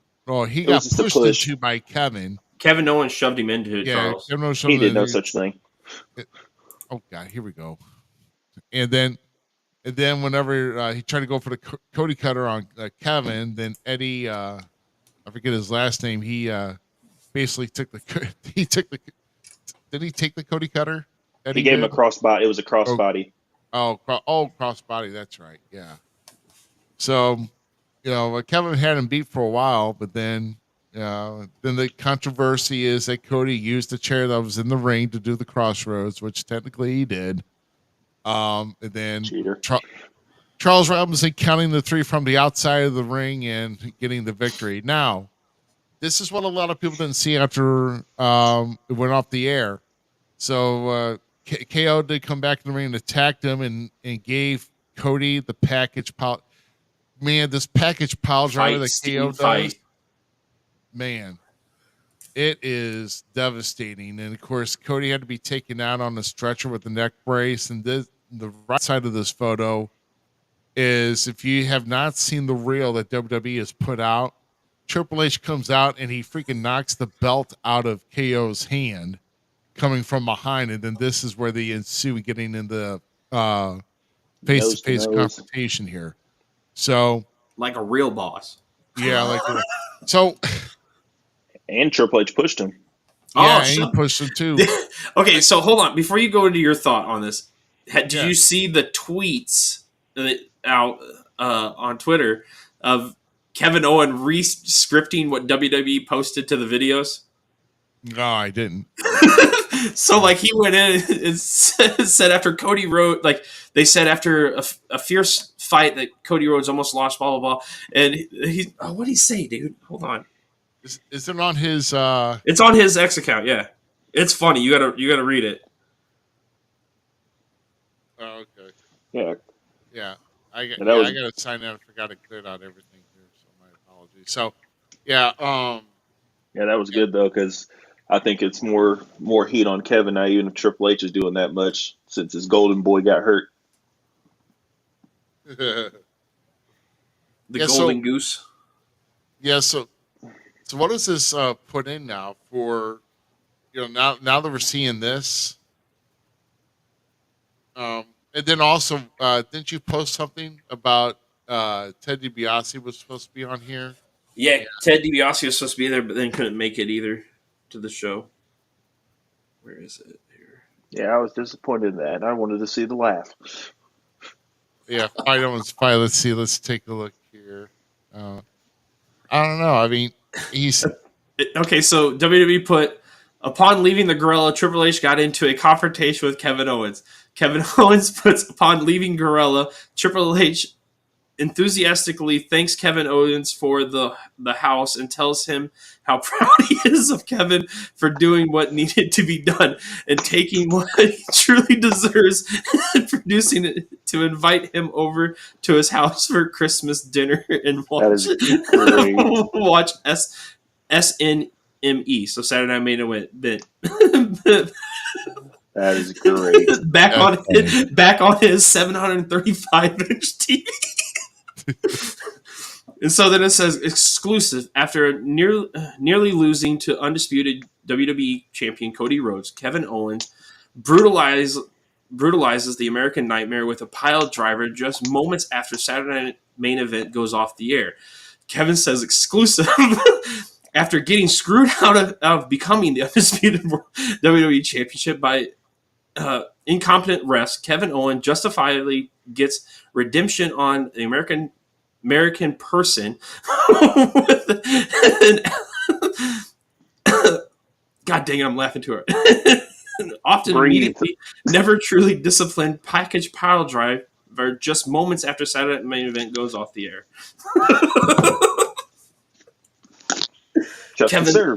Kevin is gold. That's funny. Yeah. No. He never needs to be a face again. I don't think it has to be that. Like, Kevin's just Kevin. Yeah, but he's a better heel than he is face, though. Yeah, I guess. He is. Yes, he is. So, yeah. So I mean, that was a. I mean, overall, I mean, I really did. It was a really good first for the rebirth of Saturday night's main event. It was a really good card they put together. Got it done in 2 hours. And then, yeah. I mean, I was rewatching something on. I was doing a replay on Peacock, and then after this match, it had something regarding with they were doing something. They started something with Becky Lynch. I'm like, I'm not going to waste 5 minutes on that. So, yeah. Not sorry. It's just I got other better things to do than watch Becky Lynch. That hasn't been around since King and Queen in the Ring. So, I take a crap. It takes longer than 5, but well, you got to relax. But let's kind of set our sights here on what's going on as far as upcoming here, because now we're looking into because they've been doing a lot of pushing with Raw going to Netflix. Now, I will say, though, the NFL, though, is testing the live platform on Christmas Day with 2 NFL games. That's going to be exclusive live on Netflix. And so are we going to get the buffering issue again like we have with a certain fight? Or I think the day after that shit all went to hell, I think they probably went immediately to try to figure out the solution. Well, what the problem was that apparently there was about 60 million streams trying to go during that fight. It was about 60 million people trying to watch this fight, from what I heard. And so that's going to be heavy on somebody who's trying to watch something, a free fight on Netflix that you didn't have to pay extra for. But I really do think, though, that across the world, Netflix is going to be fine when Raw debuts. And so now we're going to get back to what Wayne talked about as far with Roman, and then with this, because we didn't do much coverage on SmackDown or Raw this week, but we will mention on SmackDown, though, that has been announced. And man, what about these freaking treasure promos that that Paul Heyman is putting together for Roman and everything else. I mean, that had to have been Paul's work with that promo between him and Roman, putting out that challenge for the Ulafala. I mean, and then the video footage of like Alpha and Sika that presented that to him, who are no longer here, that passed away earlier this year. I believe both of them passed this past year. Mm-hmm. And then, I mean, something that really gets you emotionally when you really have a tie to family yourself, but then you see other people and you empathize with how they lost their family, and then your cousin has got the Ulafala that was presented to you, and it should have been yours, and it should be yours. And you're putting out that ultimate challenge now. So now it's Roman versus Solo. Their advertising is going to be on that show on Raw on Netflix January 6th for the Ulafala. And it's going to be a one-on-one. Tribal combat. Tribal combat. Thank you. Yes. So it's tribal combat on that. Yeah, like how Roman mentioned like the fact of like, let's actually make this no one be down there. Yes. Because you never hear him say that. Well, right. The one thing I really liked about that whole thing, and specifically the promo, was the fact that he's like, you took the tribal chief title. I was given the tribal chief title. There's a difference between you and me. So, like, I think we have a new focused Roman, and now it is just him and Solo, and it's going to be a beatdown come January 6th. Mm-hmm. Yeah, so down for that. One thing that I'm kind of wondering here, though, is, I mean, well, first off, I mean, if Roman does win, does that happen though? I mean, does Rikishi show up? I mean, Rikishi resides in California, I believe. Anyway, dude, it would be cool to see Rikishi show up because, like, I think he's been one of the missing pieces almost for this thing because of Solo. Oh, guarantee, yeah, definitely. He's been missing because it's just gonna be a really cool play to be like, no, man, my son's just as much the tribal chief as you. You know, who said it? Just be. There's so much more that it can add to the dynamics of the situation. Well, like 95% of the time when it comes to a big match like this, they have a final face-off before the pay-per-view. Rikishi could come then. Rikishi being his wise man. Yeah. Or Rikishi finally bringing Estrada in as the wise man. That'd be sick. Estrada's the greatest thing ever. But Estrada's actually still with Zilla on the Indies, if not mistaken. Yeah. But that would be sick, bro, because that would give Zilla a whole new reason. Because remember, he's already said, I'm lining myself with the OTC if I ever got the call up. So if Estrada goes for the money that Rikishi and The Rock are producing, because remember, Rikishi did it for The Rock. We all know who Rikishi picks. I did it for The Rock. There's so much here that if WWE really wanted to tap into it, man, they could bring back old storylines. They could really like connect dots in to this like weird thing, and it would be beautiful. And 2025 is set to be a big year for WWE, and a lot of it has to center around, well, a good part of it has to center around John Cena being done after this year, period. Right. He's getting one last run. I don't care about it, but apparently Goldberg may have one last match. I don't know. I'm getting an eye. If it's against Gunther, I'm cool with it. Because that's the rumor, is that it's supposed to be against Gunther. And another thing here is he sucks. Speaking of Goldberg, someone had told me that Gage is actually going to get a tryout for the Performance Center. Okay. Gage Goldberg. Okay. Let's go. I'm just saying if you get in, don't be as stiff like your dad. I'm just saying, don't be. Gage Goldberg sounds weird. Can we change? We already need to change his name. Let's call him Gigi.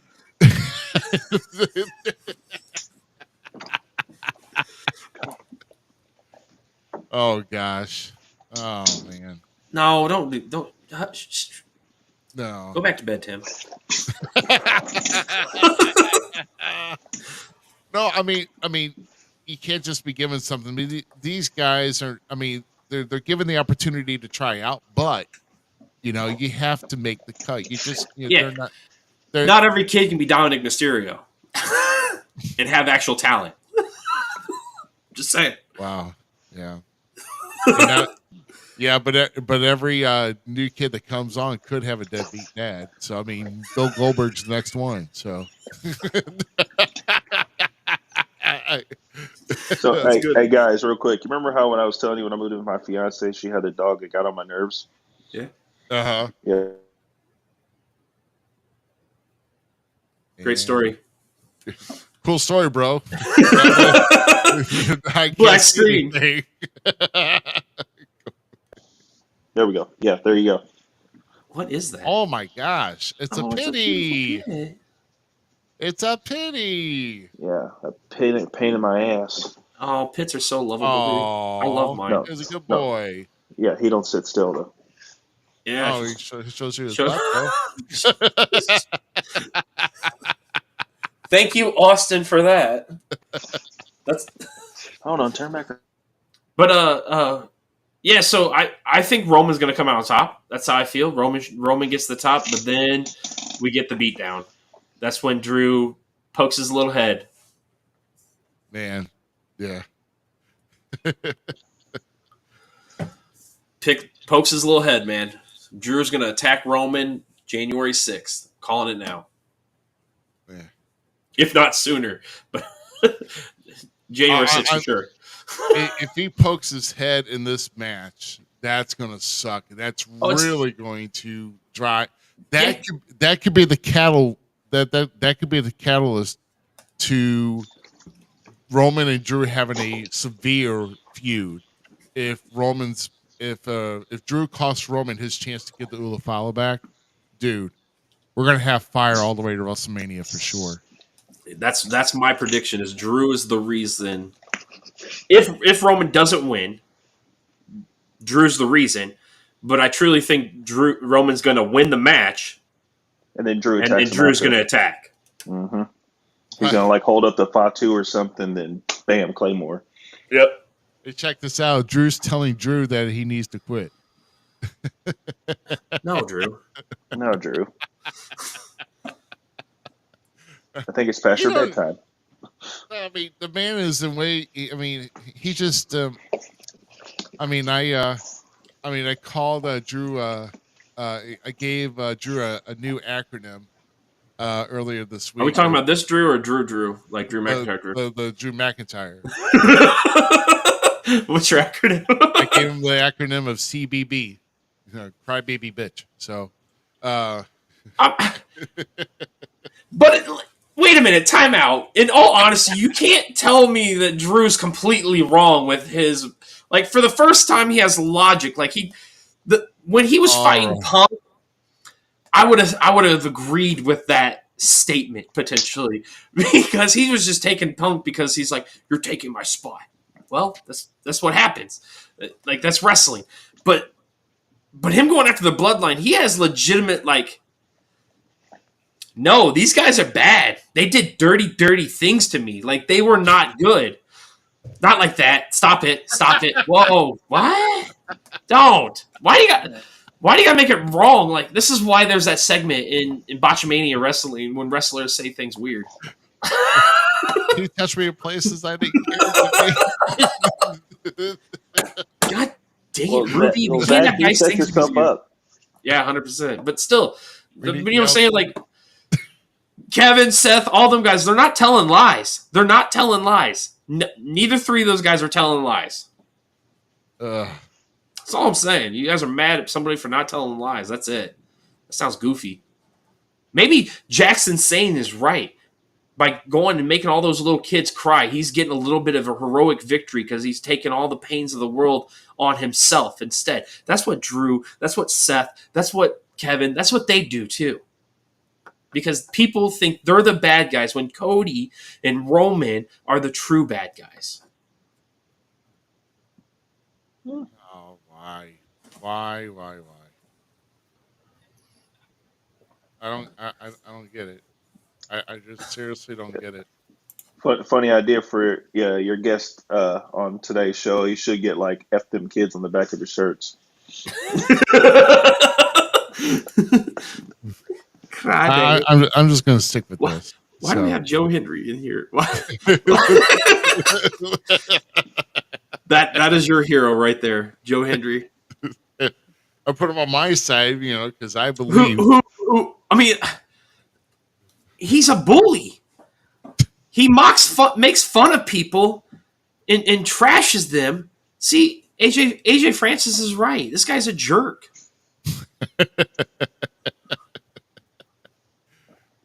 He is not. Joe Henry's not a jerk. You gotta believe that. Oh gosh, that's right, Joe. That's right. Maintain positivity. Well, Zach, we know he's gonna have a wet dream tonight. Ain't me. I'm too tired to even have any type of dream. Oh. Who said his name? We said it earlier. We did. We talk highly of Joe Henry. Yeah. I always type. He has still highly. probably one of my favorite choke slams in the business. Period. Right now. Oh yeah, the standing ovation. Absolutely. Oh. Yeah, one of my favorite choke slams. Powered by 252 pounds of pure motivation that will lead him to the Royal Rumble. So, there you go. God dang, get you a T-shirt and I think that's probably the only thing I should have asked for Christmas is a Joe Hendry T-shirt. That's the only thing I should have asked for. Okay.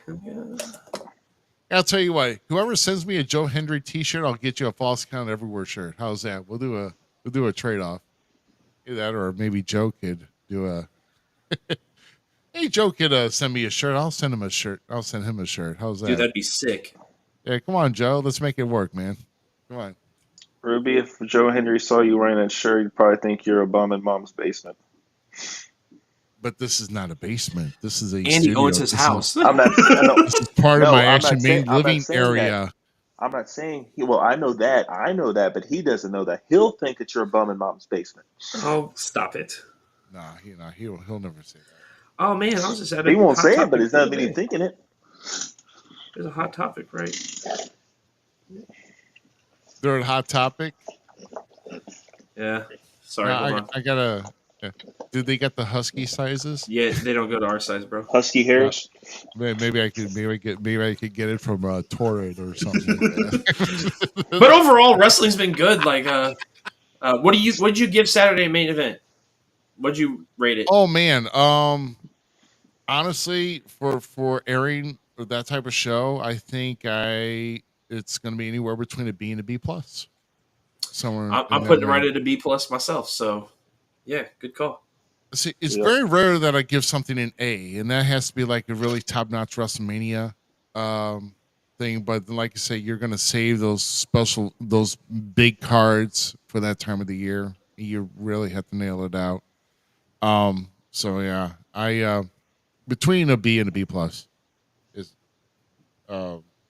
Austin, what did you think about it, man? Overall, same B plus. B plus. Yeah. Like you said, it's gonna be hard to give me an A. I thought about that too. Right. Yeah. But man, yeah, I was like I said, I'm glad Chelsea got it, but in SmackDown, one thing I'm kind of worried about in SmackDown now is Candice LeRae trying to worm her way into separating Tiffy away from Nia Jax. Candice LeRae is a dirty, dirty person. Well, what'd she say? She said something to her at the end of that little segment. Damn, what did she say to her? Because she got her a tag match or whatever for the tag titles. Her and right, yes. And then she said something about maybe gold isn't your thing or some crap like that. Right. I don't know. I'm just waiting for Tiffy to smack Candice across the face already. It's gonna happen. It's coming. Hair. It's coming. It's gonna come. It's gonna come. So I mean, like I said, we didn't talk much about Raw or SmackDown, and SmackDown had some good key elements. But Johnny Gargano going heel. Who? I love it. Johnny Gargano going after. Oh my gosh, yeah. Oh no, yeah. What about these promos that DIY cut, man? That was a fantastic promo they cut. Well, that's like if the promos that DIY and even Motor City Machine Guns cut is all influenced by like Heyman, like keep Heyman. doing your work because these guys' characters are really pouring off the screen, and you got to have that connection. That's we talk about it like before we get out of here because I know we're winding down now. Before we get out of here, Collision this week, okay? We saw on AEW, and this is one of the reasons I'm going to bring it up because it fits right in with the WWE and what they're doing.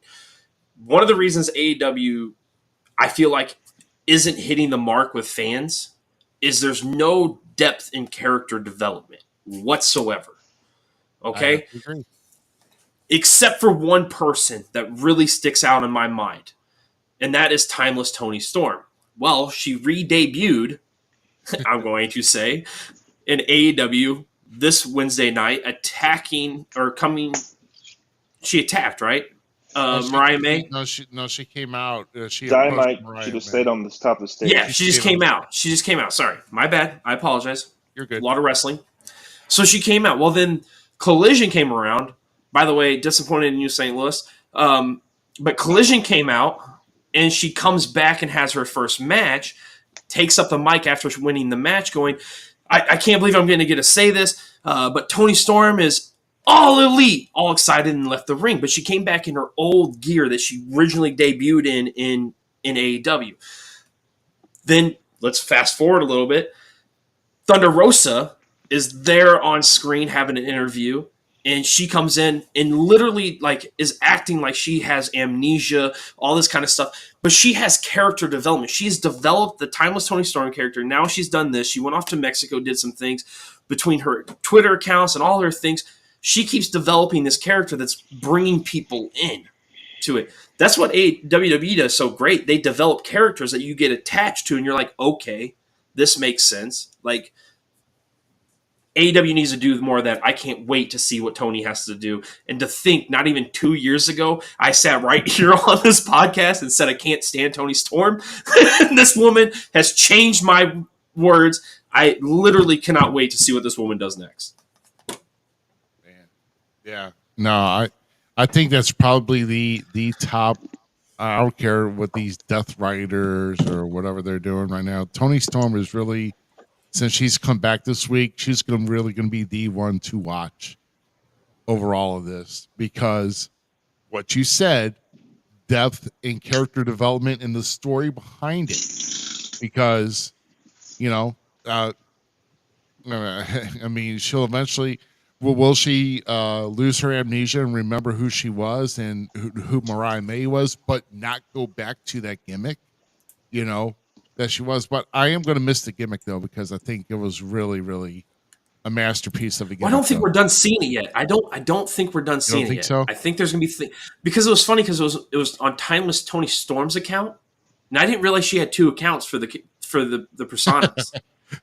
Yeah, so she might switch weeks. Like 1 week she's the old Tony, the next one she's So like we might see something happen. I don't know, and I'm really ecstatic to see her develop this more because I've been a backer of AEW on here. You and I have gone to clashes on them, and I agree with certain things like the Death Rider stuff. I kind of agree, but they're doing good stuff, and I'm not going to complain about stuff that I can't control. Okay, so like I'm going to try to invest in it in some form or fashion. But what Toni Storm's doing is like she's surpassing everybody within that promotion right now. She just like within 2 days, she did something that half of those guys and girls have been trying to do for 3-4 years now, and give us a character that we can truly like, boom, yes. Yeah, man. So I think you got a fan. I'll see you in the locker room, Static. Oh. Stand back. There ain't no hurricane coming through.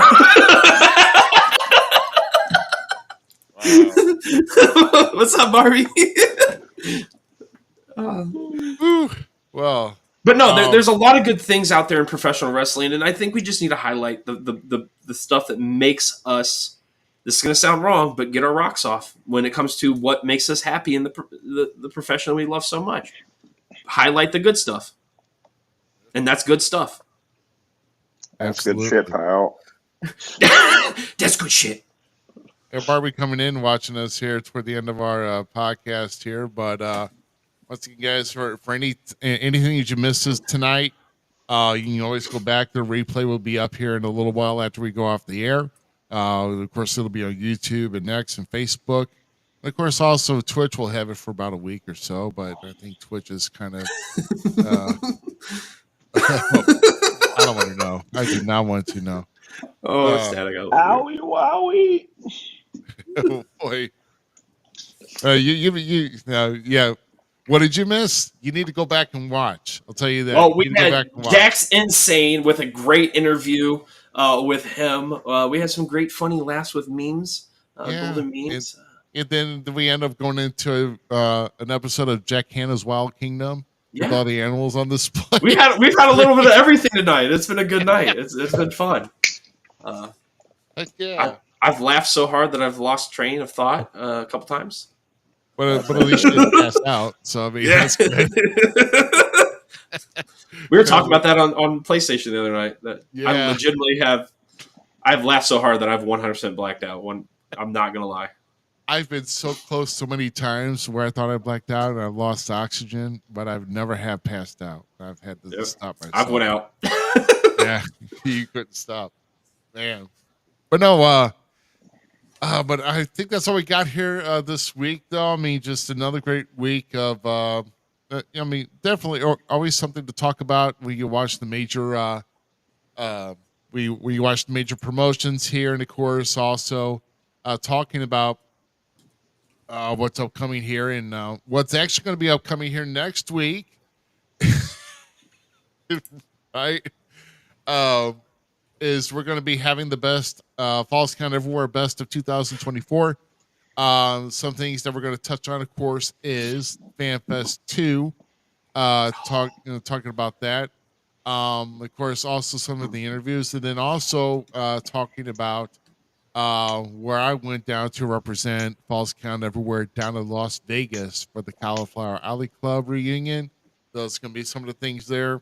Of course, also we'll be talking about some other things wrestling wise throughout the week. But Austin's goofy face is going to join us again. Yeah. So next week is going to be our last show of 2024 with episode number 174 of the Falls Count Everywhere podcast. Who's doing the thing?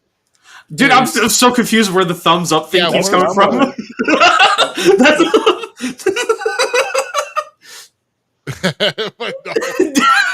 Don't fool us. The bubble thumb. Yeah, the bubble thumb. Where'd you get that? The bubble thumb. I think you can only do it on the mobile. I don't think you can do it on the computer though. I'm not touching a thing. And I did it on mine. Oh, maybe you're doing this? I just did this and the thing popped up. Oh. I just did this and the thing popped up. I just showed her this and my thing popped up. You're right here. Dude. Oh my Lord. Oh, God. We are so beyond our reach here. So, but Austin Cage may be making an appearance next week. And I'll who be knows? walking on fumes, but I should be there. Well, like you said, don't walk on fumes. Yeah, well, me and my fiance we're going to Indy next weekend just to get out of town. We're going to the Colts game and then driving back. So you'll be fine. Yeah. Look, Zach, shut up. It'll be like old days of when you were on the road. Yeah, back when I was 21. There's a big ass difference. You're not old, bro. You're preaching to the choir. You need to. Age is only a mentality, bro. Age is only a mentality. Well, then I'm dead. Terrible. I'm a zombie then. So that's Wayne. Oh my gosh. Well, like I said, guys, we're gonna have our last show of the year next week, and then of course we'll be taking off the rest of the year, and we'll be coming back January 5th. So I can officially announce here that and we'll have artwork as we go along, but for episode number 175, we'll come back on January 5th, and we're gonna be talking about of course, some major things with what's leading up to Raw on Netflix, any other thing, major topics of wrestling. But I'll never forget. God. Dude, I love that. I love that. Barbie, that's gonna have to stay around. Yeah. Bubble thumb, never forget. I've been But bubbled. our featured guest is officially going to be in the house on that episode of the first one of 2025, and that will be strictly business. Brandon Beretta will be with us. Yes. He better not be Of so course, the stiff. SICW ambassador. Done a lot of work, training through Cowboy Bob Orton, and it's getting his feet wet in OVW, and of course in another territory of NWA. Yeah, he's destroying dudes in NWA. And he is putting in the work in other places, getting some recognition. So, so we're gonna have him on for episode number 175. So, cool deal. So before we jet off to our week upcoming, fellas, any final words from you, Austin? No, sir. I'm about to go to hell to sleep. Yeah. I've been moving all day. Yeah. How about if you don't know what it is, don't put it in your mouth. There you go. Dun, dun. And then let's see, Z. Any final thoughts from you? No, I'm just saying enjoy wrestling. What you like is what you like, and go from there. I can't wait. I can't wait to see what this week's of wrestling gives us and produces us. I got to go watch SACW Explosion, Explosion? All-Star Wrestling. All-Star Wrestling. The SACW Wrestling Explosion is their Facebook page. Yeah. What? It's so hard to keep track of everybody. I know. Even the people I like and love. Yeah. So, but no, it's great. I enjoy it. So Yeah, make sure Ruby, you gotta like, go subscribe. What? Yep. I was going to say, Ruby, you gotta go hug your Joe Henry pillow now. Hey, that's another great gift idea. That's what I need. I got videos to cut for Zmiz's Cancel Gaming too. Yeah. There you go. So, Joe Henry pillow and Joe Henry t-shirt. And if you can't get those, then why don't you buy a False Count Everywhere podcast t-shirt by scanning that code in the top left-hand corner of the screen. Support our show, people. Because Appreciate Y'all y'all. guys. Appreciate y'all. For the Dirty Heel Austin Cage and the Gem City Mouse Zmiz, I am Rough Cut Rick Ruby. It's been episode number 173. We'll see you next week for the best of 2024 in False Count Everywhere. You guys have a good rest of your night.